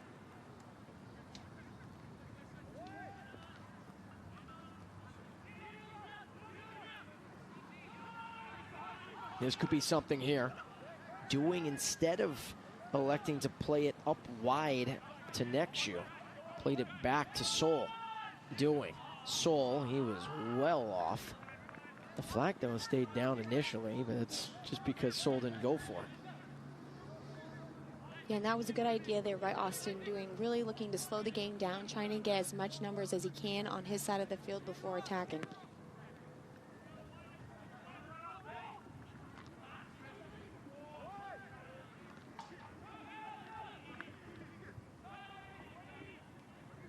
Is there anything you want to see differently from either of these two sides? Anything you want to see in terms of playing through your backs, playing through the middle more, playing on the outsides? I think overall, I would love to see just more energy in the game. You don't see the same energy that we saw this morning versus in the Army versus Marine Corps game, and I think that was a big game changer. You don't see that same fire and passion that we did early on, and I think that's going to be the difference maker here today.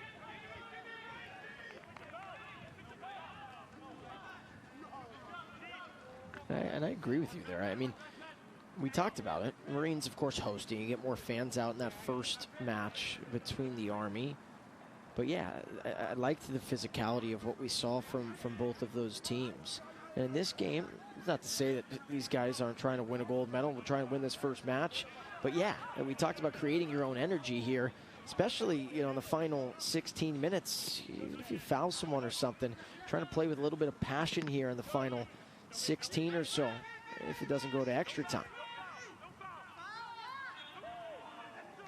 Foul called against Manrique. This is a good spot here for Air Force. We talked about earlier how good they are in the air for these free kicks, so this could be a dangerous situation here for them.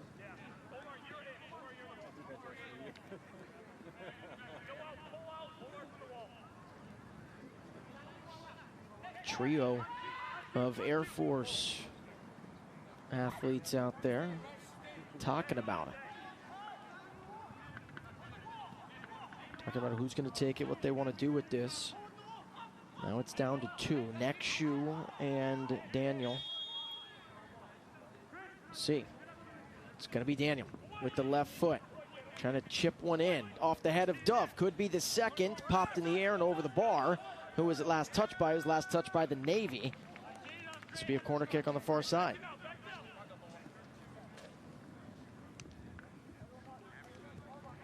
So Nekshu, who did not take the free kick, gave way to Daniel. Instead, Nekshu will take the corner kick here.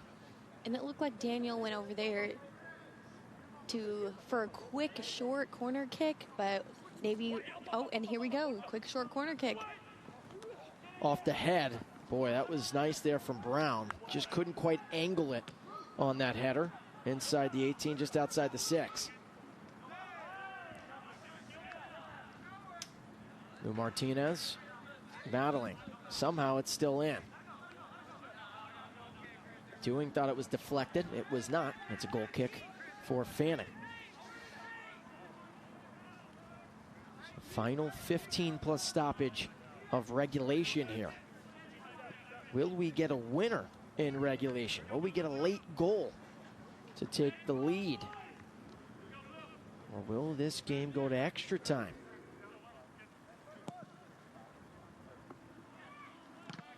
Navy looks to play it long as they just want to get it out of their half. Air Force has been on their half for the last 5 minutes or so, so they're looking to get that out.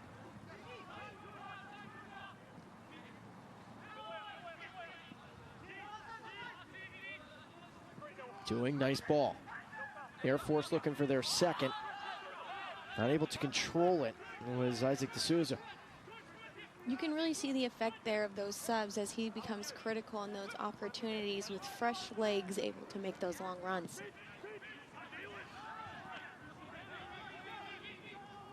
Dove, careless that time with the ball. Here's Bain Bentley. He's got a 1-on-3. He's trying to wait and stall. Bentley plays it back to his right.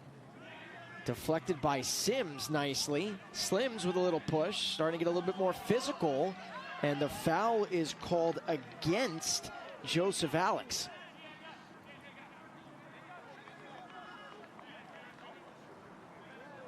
So Sims went down to the deck. Alex called for the foul. You can see captain there, Chris Brown, talking to the referee. They disagree with that being called a foul with that physical contact.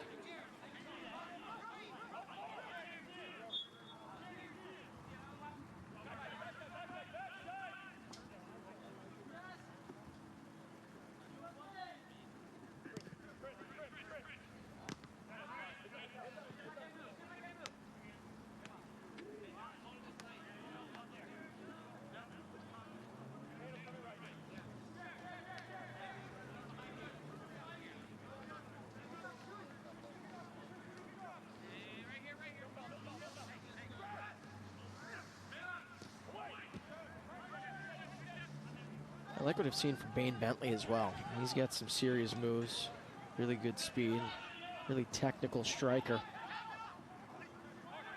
He's really testing those center backs here, Alex, with that speed, like you said, and they're trying to find him there in the middle. Nekshu. He had Max Soul on the near side if he saw him. Out wide here.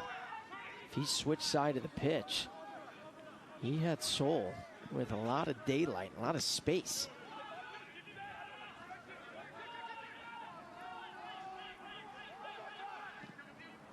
Now they get it to Soul. Getting back is Jaden Joseph. Sims with his length. Popped in the air, and can Dewing get there? Fanning trying to let it go. He gets pushed. This could lead to a card here for Dewing. This could be the first card of the match. Are we going to get one? We are not. Referee, for the most part, has let him play on here in this match. Abdul Kadre Ndiaye. Instead, just going to talk to Austin Dewing, guy who scored the equalizer And that's a very different story than what we saw this morning, Alex. We had quite a few yellow cards this morning, but not a lot this afternoon.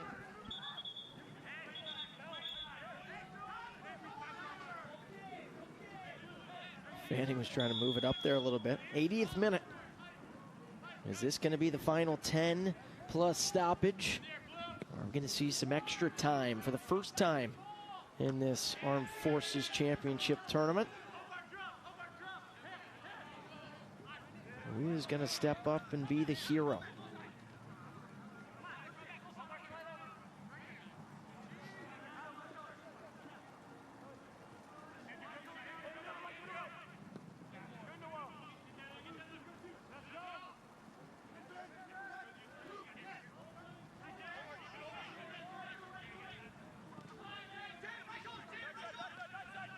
Air Force is doing a really good job, Alex, of switching the field pretty fast. They're opening it up, swinging it back and forth, and they're looking for the right time to penetrate. And it seems like the Air Force is pretty comfortable playing through their backs. And if they don't have something on an opportunity, they're okay with playing it back and resetting. As much as you want to play with pace, you also have to be patient.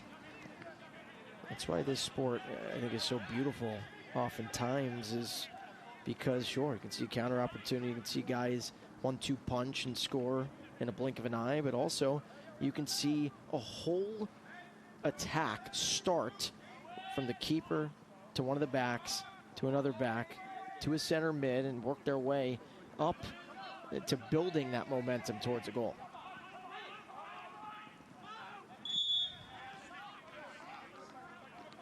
So advantage was played there by Abdul Kadre and DA. So it'll be Air Force ball here. Free kick here on the near side.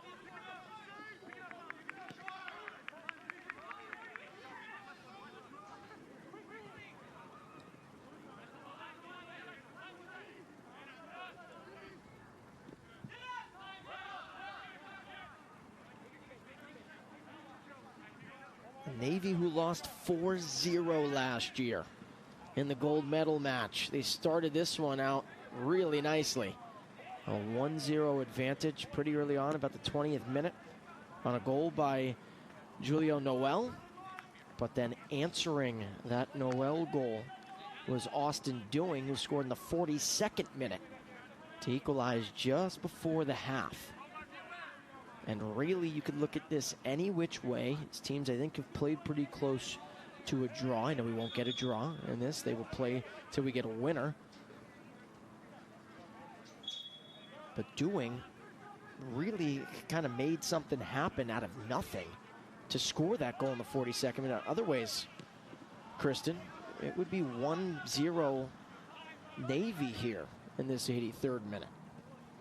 Yes, Alex, and we've seen that both teams have a few subs in the reserves, and so are they going to wait here for the potential of overtime, or they're going to look to turn up the heat here with the last 8 minutes left in the game? Oh, and we see one coming towards half now. Chance here for the Air Force, trying to go up 2-1. What a save by Fanning. Oh my, what a build-up there from the Air Force. Dewing found Isaac D'Souza. D'Souza with the left foot was right at Fanning. Tyler Fanning, the save of the day so far. That was a great pass there in the 18, but a great save by the goalkeeper.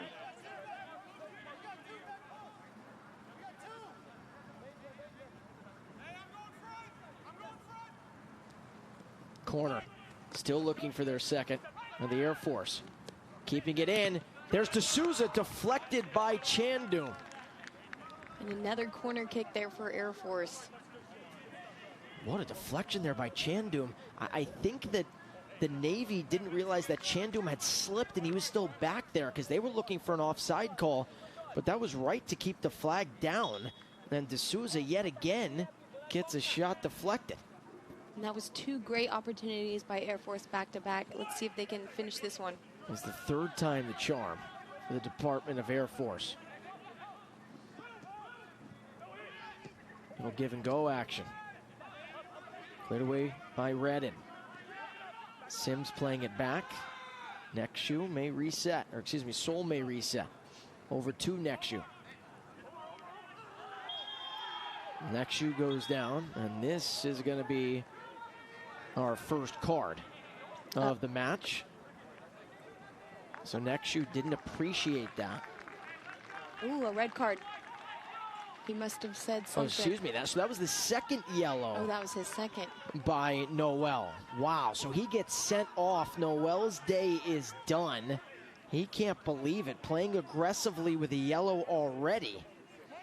Well, not just his day today, but next match, too. He'll be sitting out. Yeah, that's crucial. He is one of their key players for the rest of the tournament. But yeah, he's going to have to miss the next match as well. And I think their next matchup is Army, and that's a big rivalry game for the two of them.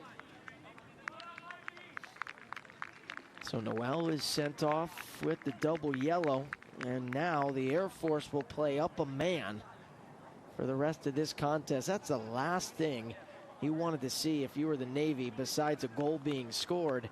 I mean, now you play down a man against a really tough and tactical team. Your backs have already been against the wall the last 5 to 10 minutes or so. And you're going to see Navy start packing it in the back, because they're not going to be as, they're going to be a lot more conservative than they would with 11 players. Daniel to take it. After the red card. Can the Air Force capitalize? Left foot laser over the bar. Was it deflected? It was.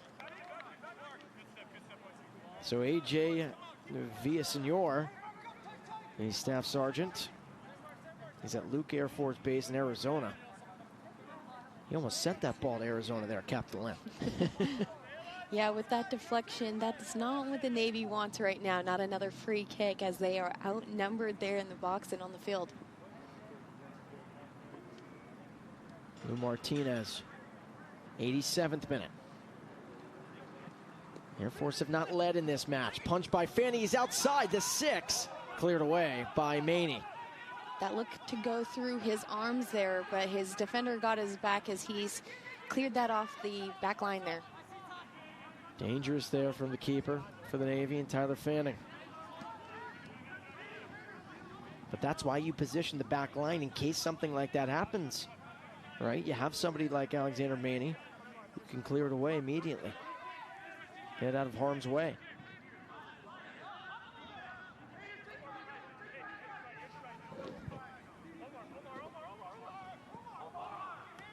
Flag goes up, offside is called.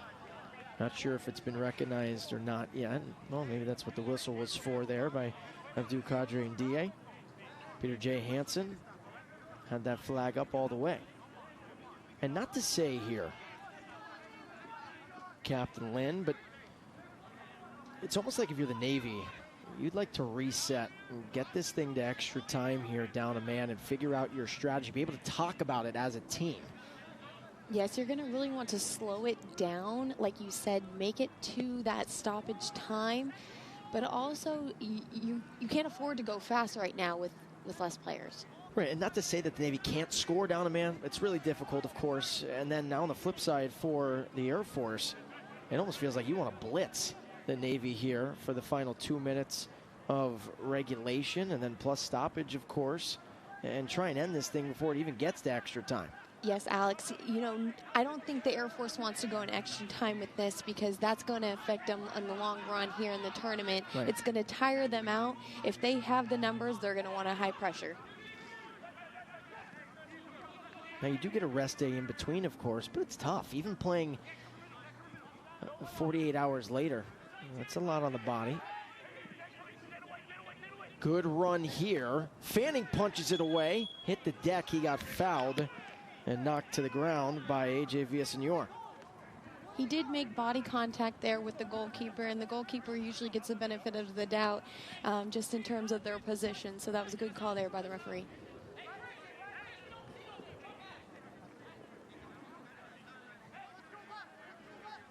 And you do have to protect the keepers in a spot like that, because that's dangerous. Because if you don't protect the keeper in a spot like that, if you're the referee, you're almost making the keeper sit back and be indecisive about whether they want to run up and go punch the ball away. So I thought that was a great call by Abdul Kadri Ndiaye.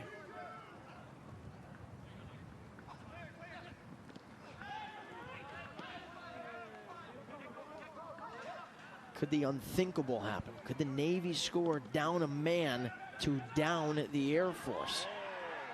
Players hitting the turf left and right. Here's a counter opportunity. Daniel trying to lead it. Doing keeps it alive on the far side. The ref looked like he was going to call that foul against Navy, but a play on with possession there for Air Force.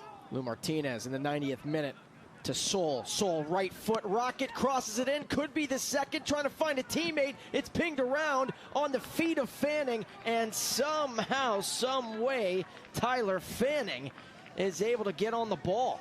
Wow, I can't believe that one, Alex. I would like to see that one again. That was really close there, and I know they had the numbers in the box as they do on the field, so that was a good opportunity there for Air Force.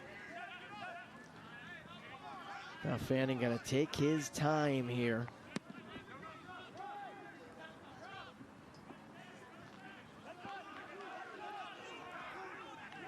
So throw in here for the Navy. How about that last build-up there, Kristen?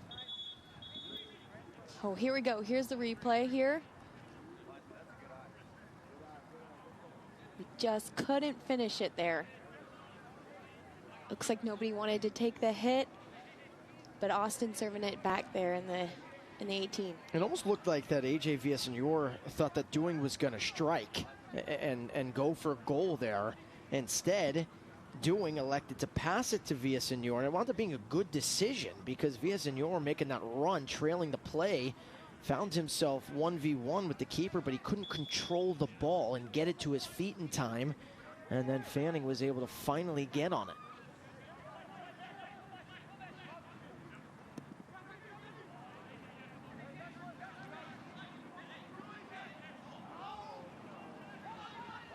So we did not see how much time was added because we were looking at that replay. Well, we do know. Adam White, our director, was on top of it. 3 minutes added. 3 minutes is not a lot of stoppage time, as we saw in the first game here. They had quite a bit more, but that's going to seem like an eternity for Navy. Yeah, Maney right now is, well, I thought he was going to hold the ball. I'm not sure why he didn't boot that a little bit farther. At this point, it just feels like, Captain Lynn, that if you're the Navy, you're great. 1-1, just get into extra time and regroup, and if you have to park the bus for the final 30 minutes or so and not allow a goal to get to a penalty kick shootout, you will. As a card comes out, I believe he was pointing to Jaden Joseph. It looked like that's where the referee and Abdul Kadri Ndiaye was looking at. And that's not something you want to see for Navy, as they're already in card trouble, playing a player down due to 2 yellow cards. So they got to be careful there.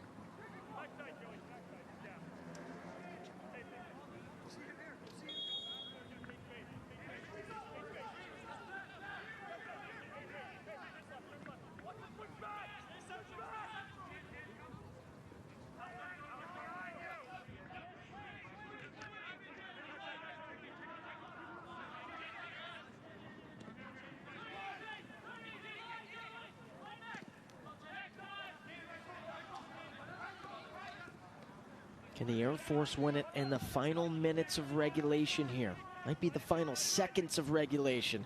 Or will we see extra time here at Camp Pendleton? The Army beat the Marines 2-1 in the first match.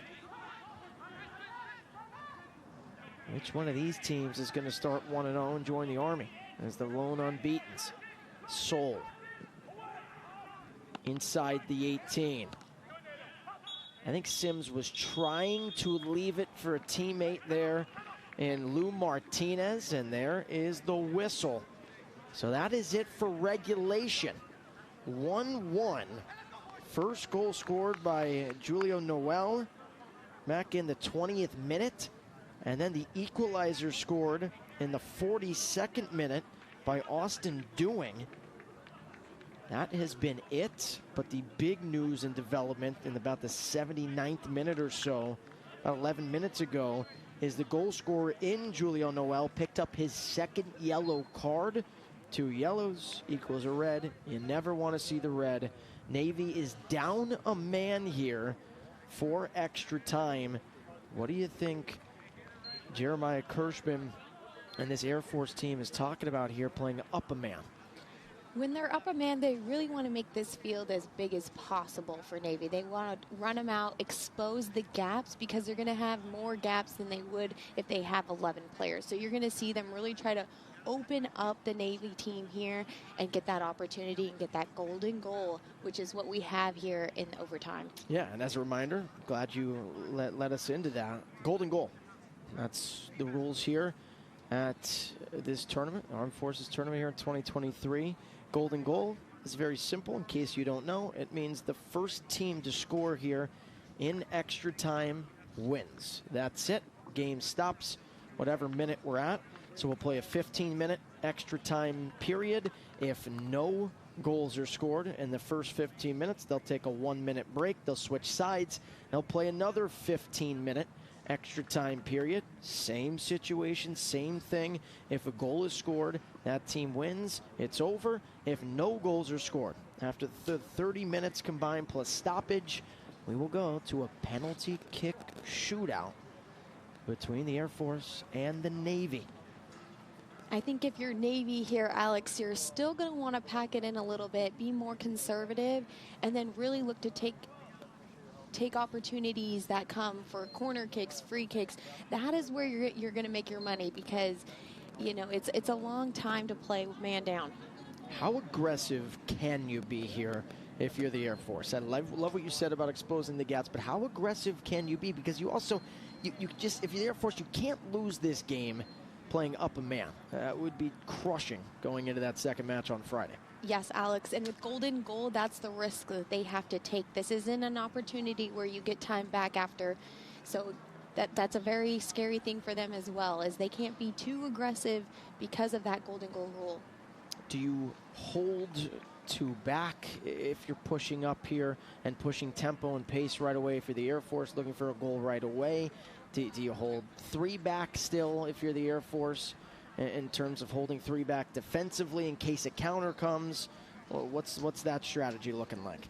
I don't think they're going to take as much change as you think there in the back line. I think that they've done a good job already, and it's already working for them. So I think you're going to see a lot of what they did there in the second half, which they did a lot better than they did in the first half. So I don't think that they're going to change it up there for Air Force. There we are. It's a little bit chillier here in the booth. We're kind of here in the shade, but it's nice out. It's about 65, 66 degrees. Alex Gould, U.S. Air Force, Captain Kristen Lynn. Really appreciate you guys joining us here today. I mean, this has been fun, huh? How about the Army and their showing on the road, if you will, here at Camp Pendleton, a 2-1 victory for the Army. Army will play the Navy on Friday. The Marines will play the Air Force on Friday. But all right, I mean, it's 1-1 here, going in an extra time. What more could you want? Where else would you rather be, huh? This is fun. Yeah, this is a very fun atmosphere, and super thankful for all of the Marine Corps and Camp Pendleton for hosting this event and being such kind hosts to us as well. So we can't ask for anything more, Alex. This is a great event. This is a great game here, and so we're looking forward to seeing who wins.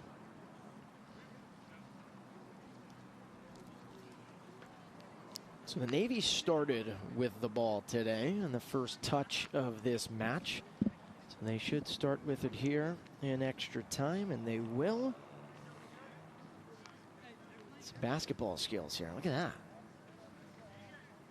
He's showing his confidence, you know, right before a little intimidation. There's good basketball skills there. It's good dribbling by Bain Bentley. Fortunately, he's not allowed to do that for Navy, down a man here to try and score a goal.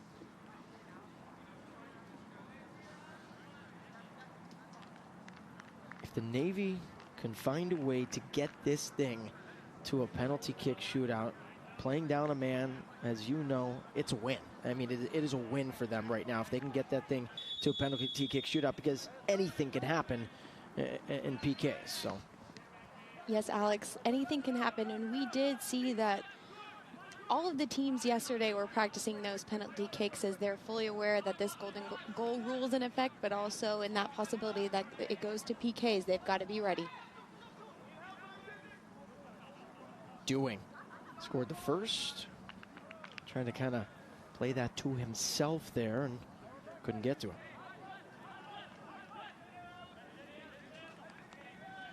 You can see Navy taking a little bit more time than usual to take these kicks, the goal kicks as well as the throw-ins. They, like you said, they want to waste that time really to get them to the overtime and the PKs. So there was one extra time match last year. It was between the Air Force and the Marines. And there was no winner decided in the 30 minutes of overtime. So those two went to a penalty kick shootout. The Air Force came away victorious 3-1 in the shootout. Well, Alex, selfishly, I want to see a shootout. You know, that's always the most exciting part of soccer, in my opinion, as we saw plenty in the World Cup this year. So I'm excited. Let's go to shootouts. And, you know, both the Department of Air Force and Navy are saying we do not want to see a shootout here. Let's find a way to win this match in extra time. But absolutely, it creates, I think there's a great debate to be had about it, right? Because there's a lot of fans who watch sporting events and have that saying of there has to be a winner. No matter what, you have got to determine a winner at the end of a match. No matter what happens, if you have to go to a PK shootout, you have to go to a PK shootout.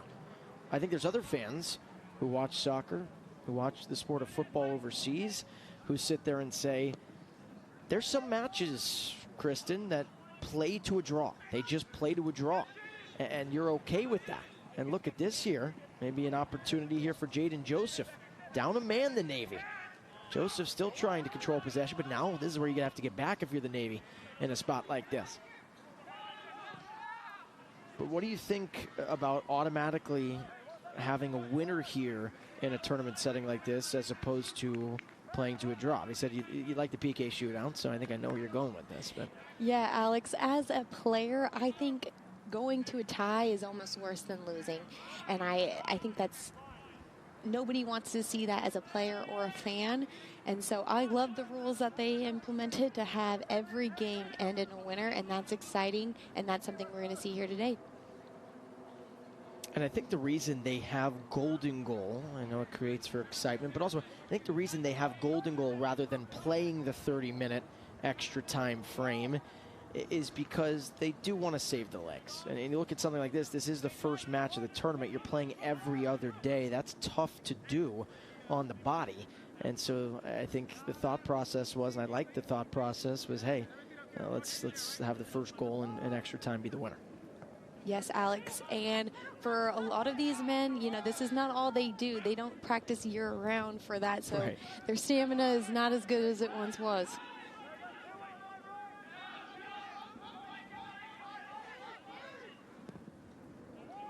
You're in the Air Force. You played collegiately at the Air Force Academy, and you know about this sport and what it takes physically and the toll it takes on your body. His soul here trying to lead a little counter opportunity.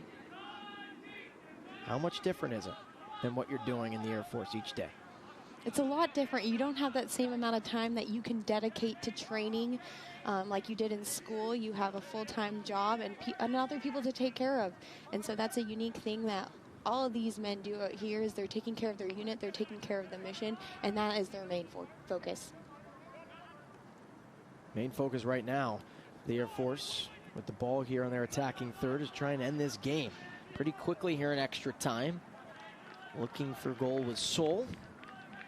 Too high.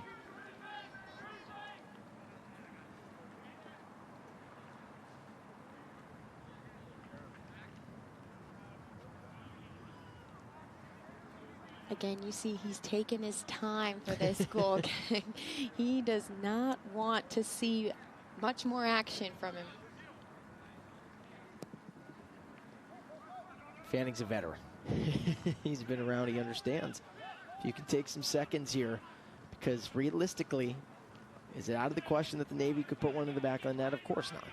But you just don't see it a lot. in this sport. And so the more that you can gain any advantage of wasting time off the clock and finding a way to get the next 15-minute extra time frame here and hope for PKs, I think, if you're the Navy. Here's Soul. Played out wide. Ball into the box. Headed away for now booted away by Joseph Alex. You can see that the Navy is packing it in back there. They don't have much of an outlet to create those scoring opportunities right now, and they're just playing it safe. So Joe Alex gets it away.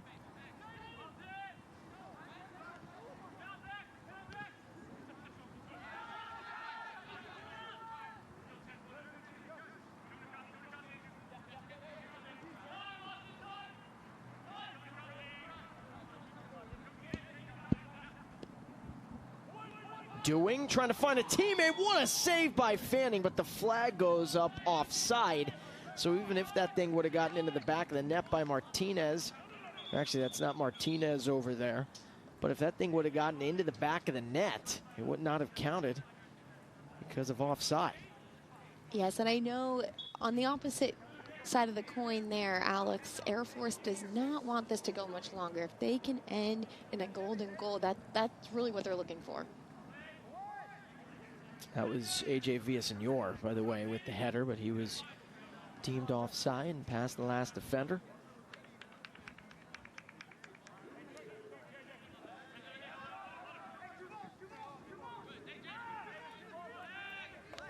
It is cool, though, to see. There are some family members that have made the trip here. Right foot rocket deflected. Oh, my. Dangerous there for the Air Force. That thing developed in a hurry. Yep, and this is what I was talking about. Navy's going to look to capitalize on these essential free kick opportunities. Them having a corner, they're going to look to make the best of it. Sub here for the Air Force. Sims is coming off. His day is done. He worked hard for about 98 minutes or so. Coming on is Misael Gomez. Here's the replay. Boy, deflection. Locklear. Fortunate there. He was on the near side, the near post, I should say. That thing almost snuck into the back post and ended this match. Now Maney here. Corner kick. Playing down a man. Can the Navy do it? It's cleared away. Got to be careful of this counter. Doing with the blazing speed. Can he get past Manrique? He cannot. Good closeout by Nando Manrique, who's stationed over at USS Shiloh. That was a great defensive play. Very calm under pressure, and he capitalized on that opportunity. It's like Manrique was defending USS Shiloh there. Whew. That was good speed and a closeout. I think what I like there, he closed the body well, so Doing couldn't get around him and get the ball.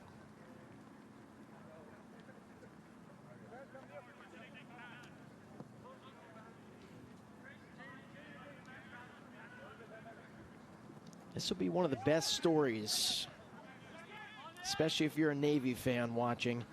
If the Navy could find a way to win here, down a man. I'm not talking about getting it to PKs. I mean in a spot like this. Manrique trying to make a move on Dove. Dove 1v1. Manrique looking for help. He's not going to get any. And those are the moments that you can see that they're very outnumbered. That was a 1v3 in the corner there. Air Force can afford to put a bunch of defenders on him and get that out. It's kind of amazing to see is that was Villasenor going down. Foul call. It's amazing to see the last 3 or 4 minutes. I mean, the Navy, it looks like they're playing up a man right now. Air Force trying to get back on track here.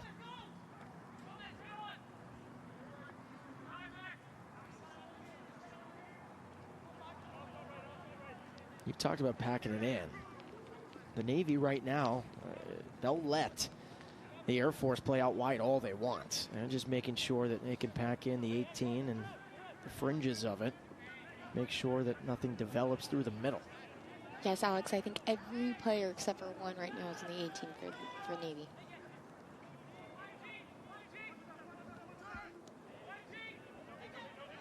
Villasenor, left foot laser, saved by Fanning right at him. Good try there. Nothing to show for it.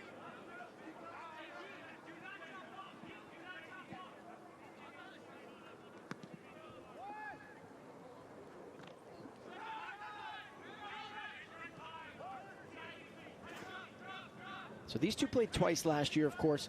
Wasn't just in that gold medal match. The Air Force defeated the Navy both times. They defeated the Navy the first time right before the gold medal match, 1-0. And A.J. Villasenor, by the way, who just took that left foot try, he was the difference in that match. He scored the lone goal to put the Air Force up 1-0, and that was the final.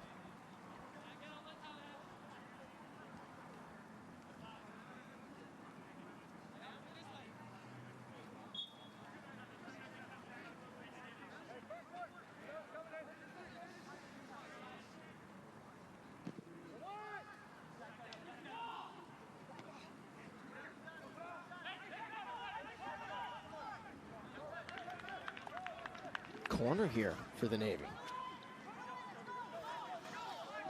I'm surprised, Alex, we haven't seen any subs yet here in overtime. I know it can't be easy for the players, especially those playing a man down. May need to take it.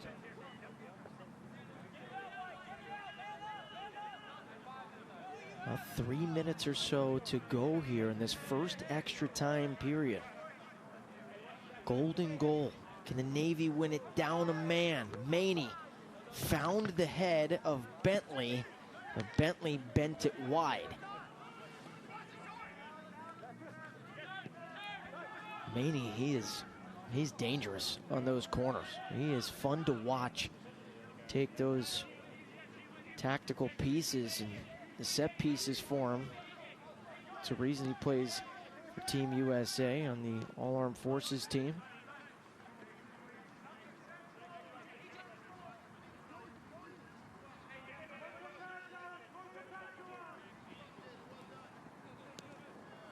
The Navy, what I like from them right here is they're getting touches on everything. Just hasn't been easy here for the Air Force to get the ball into the 18. It's not just packing it in, but they're packing it in with a punch. Now Souls out wide, a little bit more space here. He's trying to get it to the middle, played it right to left, and didn't go for it.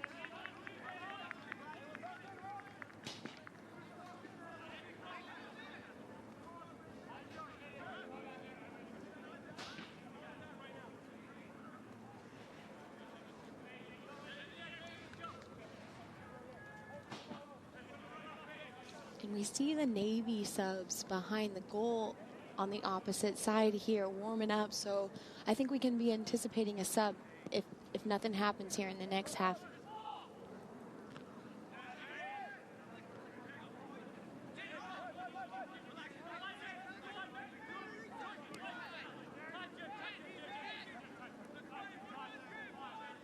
And you can see Navy backing up a little. Not too eager for that line of confrontation there for the back line. Here's Doing. He scored the first. Can he set up the second, which would be the game winner? Final minute of this first extra time period, and just too much dribbling that time.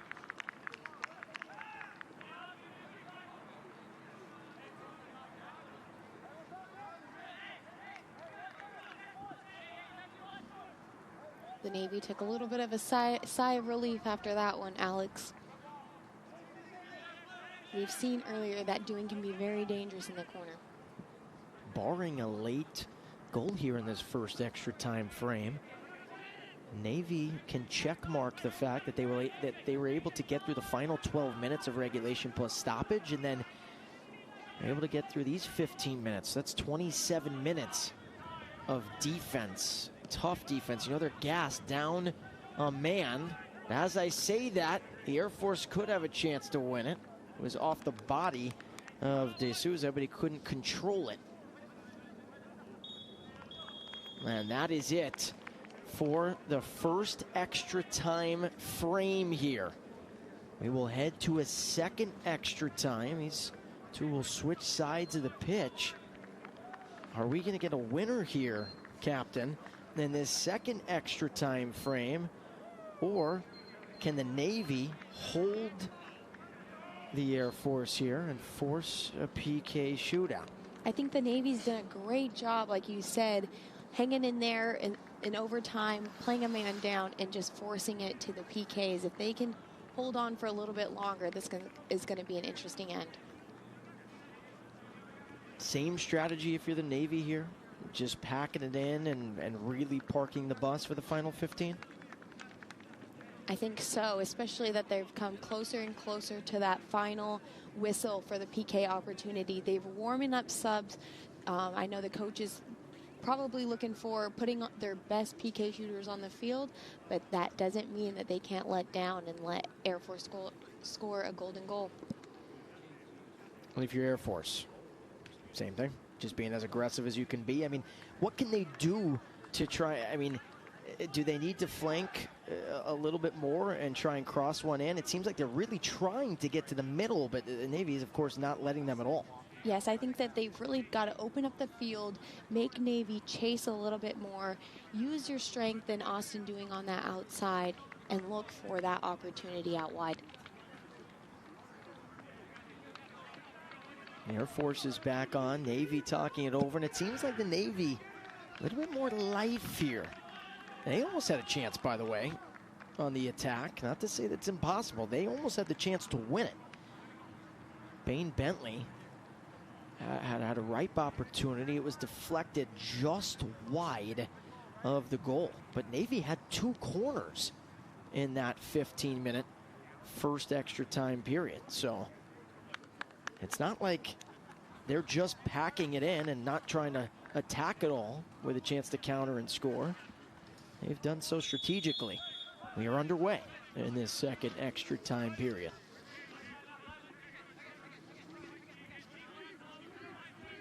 One more reminder, it's golden goal. So whoever scores here wins, it's over, and that's it. But if nobody scores, we're going to PKs. Air Force looked to play quickly there, but it just wasn't on for them. So they took a deep breath, and here they go for the long ball. Giuliano Danielle.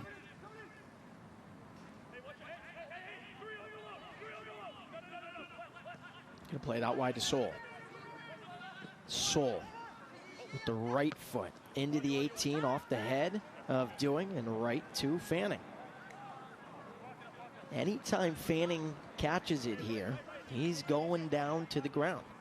It's natural. He's just going down to the ground to get any added time here taken away. Make sure that this thing gets to a PK shootout. Jaden Joseph dispossessed, but then turned right back over.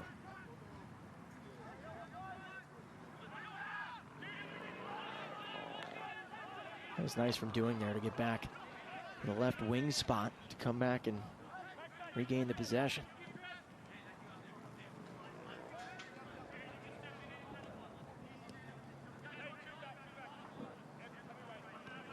Dove. Villasenor loves to get it to his left. Dove has Soul out wide, but instead going to change directions to the other side of the pitch. Dewing. Cross. Swing and a miss there by Bentley. You can hear Navy telling Bentley to drop back. He wanted to go pressure that, but that's just not the play right now for Navy. Here's Soul. Soul, cross. Looking for somebody in the back post. Making a run was D'Souza. He couldn't quite catch up to it, and then Dewing couldn't control it. Wow, that was a great cross and a great opportunity for Air Force, and that is what they're going to be, kicking themselves about later if they don't finish it before we go into penalty kicks.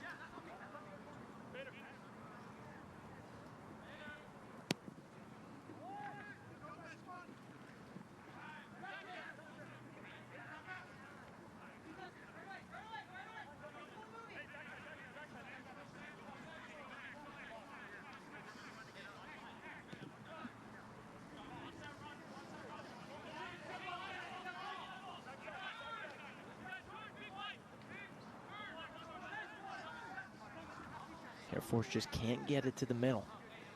Trying to play it through the flanks. Here's Dewing on the far side. He scored the first. Dewing. Thought he was going to get a give and go there with Daniel. Popped in the air. D'Souza. Sol. Right foot. Lofted in. Header by Villasenor. It's going to be a goal kick. Air Force seems to be knocking on that door here, Alex. They've gotten a lot of opportunities in the last 5 minutes, and you know that Navy does not want to see that. They need to get it out of their half.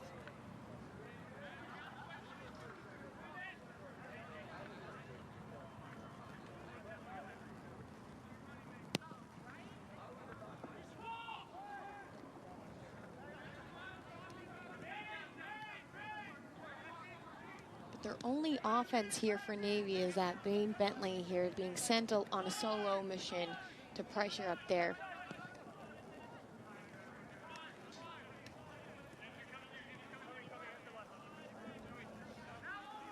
D'Souza. Left foot, but nobody was there. Nobody made a run there for the Air Force, but D'Souza is going to let it go for the throw-in.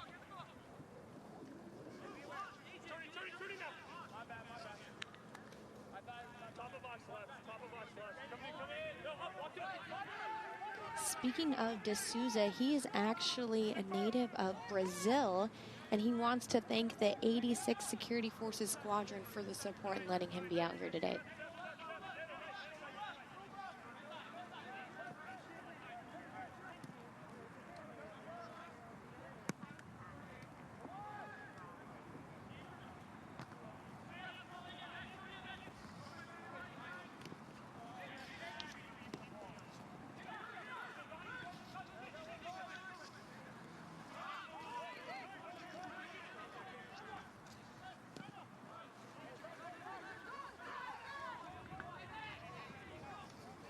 Trying to control possession here is the Navy. Now 10 minutes. They're 10 minutes away from a potential PK shootout. Manrique trying to find Bentley. Dove gets it out of there. How about the Navy here? Down a man doesn't matter right now. And Bentley doesn't look like he's running out of energy anytime soon. He's pressuring every ball. A lot of the times by himself there in the attacking third for the Navy. The last time the Navy beat the Air Force, you would have to go back to the 2016 championships over at Fort Benning in Georgia. The Navy beat the Air Force on May 9th of 2016. That's 7 matches ago. So the Air Force have won 6 straight over the Navy. Bentley, right foot, deflection. Another right foot. That is way wide of the mark.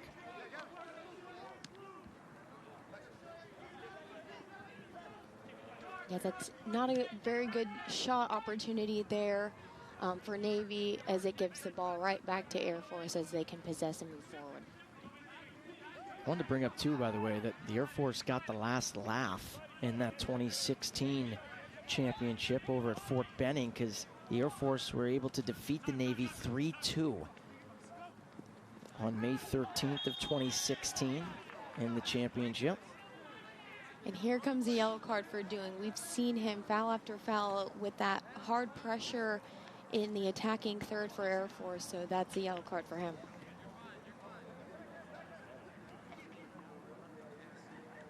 He disagrees with the referee there, and Abdul Qadir Ndiaye.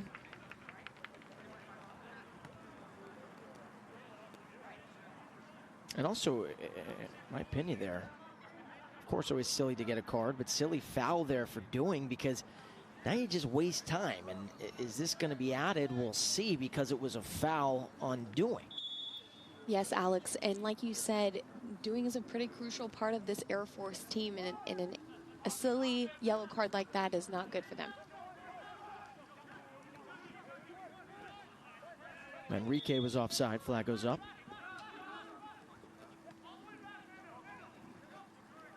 So 7 matches ago, May 9th of 2016. And many may be asking, well, why? How was that only 7 matches ago? That math doesn't really add up. This is not played every year because you have the World Military Games involved as well. It was not played in 2017. 2019, you had the World Military Games. 2020, of course, everything was canceled because of COVID. 2021, very similar situation. So they were able to play last year, 2019 to 2022. So there was 2 years of no Armed Forces Men's Championship in between. But Navy is trying to get their revenge. They have lost to the Air Force in the championship match, in the gold medal match, 3 times in a row. In matchups in which those two have faced off. And overall, this has been a pretty back and forth game for both teams, and there are good opportunities. They've missed good opportunities as well. So we're looking forward to this next opportunity here. Manrique, can Dove get back in time? Manrique's out wide, right foot try, saved by Locklear. Can he get back on it? He can. Oh, man. Manrique with a rifle off the right boot. Locklear almost didn't deflect it enough and then got back on it before Bentley buried it home for the winner. That was a great opportunity by Navy, and you saw maybe a little bit of miscommunication by the center back there and the goalkeeper after the deflection, and so that was a scary thing for Air Force. I am so impressed. It doesn't mean it's going to lead to a Navy win, as Doing off the shoulder cleared away. It will be a corner kick here on the near side. Take a look at this one.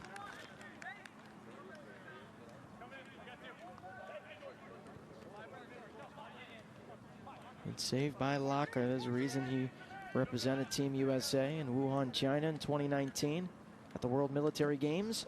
Left foot, can Air Force set up the winner? And that is the winner! The Air Force have done it! They beat Navy for a 7th straight time. What a ball set up by Giuliano Daniel, and the winner by Isaac D'Souza.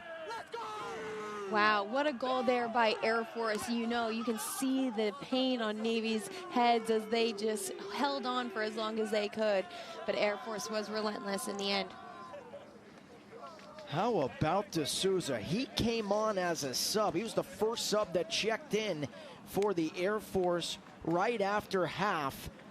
And Lieutenant Colonel Jeremiah Kirschman finds a way to get it done. A 2-1 victory for the Air Force over the Navy. They have now won 7 straight. And for the Navy, that is heartbreaking there, Kristen. They were about 4 minutes away from a penalty kick shootout. They couldn't quite get it there from a magnificent corner by Giuliano Daniel, who looked up to the skies, and D'Souza proved to be the difference. That was an exciting game there, Alex, and both games today have been pretty close. So that's just setting the tone for the rest of the tournament, and we know we're going to have some exciting action ahead for you guys. So that'll conclude day 1 of the 2023 Armed Forces Men's Soccer Championship. Army beat Marines 2-1 in the earlier match. Much like that first match, Air Force find a way up a man to get it done. They win it 2-1. They are the defending champs, and they will stay undefeated here so far in 2023. Our next match is not until Friday, so a day off. Enjoy your day off. Everybody, these groups are going to regroup. Army versus the Navy at 1100 hours. That'll be right here, Pacific time. And then the next match will feature the Marines taking on the Air Force. Final thoughts, partner, after day 1? That was exciting. We're happy to be here, happy to be a part of this, and thanks for watching. We really appreciate all of the support and the action for these men as they take on each other in the Armed Forces Tournament. The Army and the Air Force victorious here in day 1. We will see you for day 2 on Friday.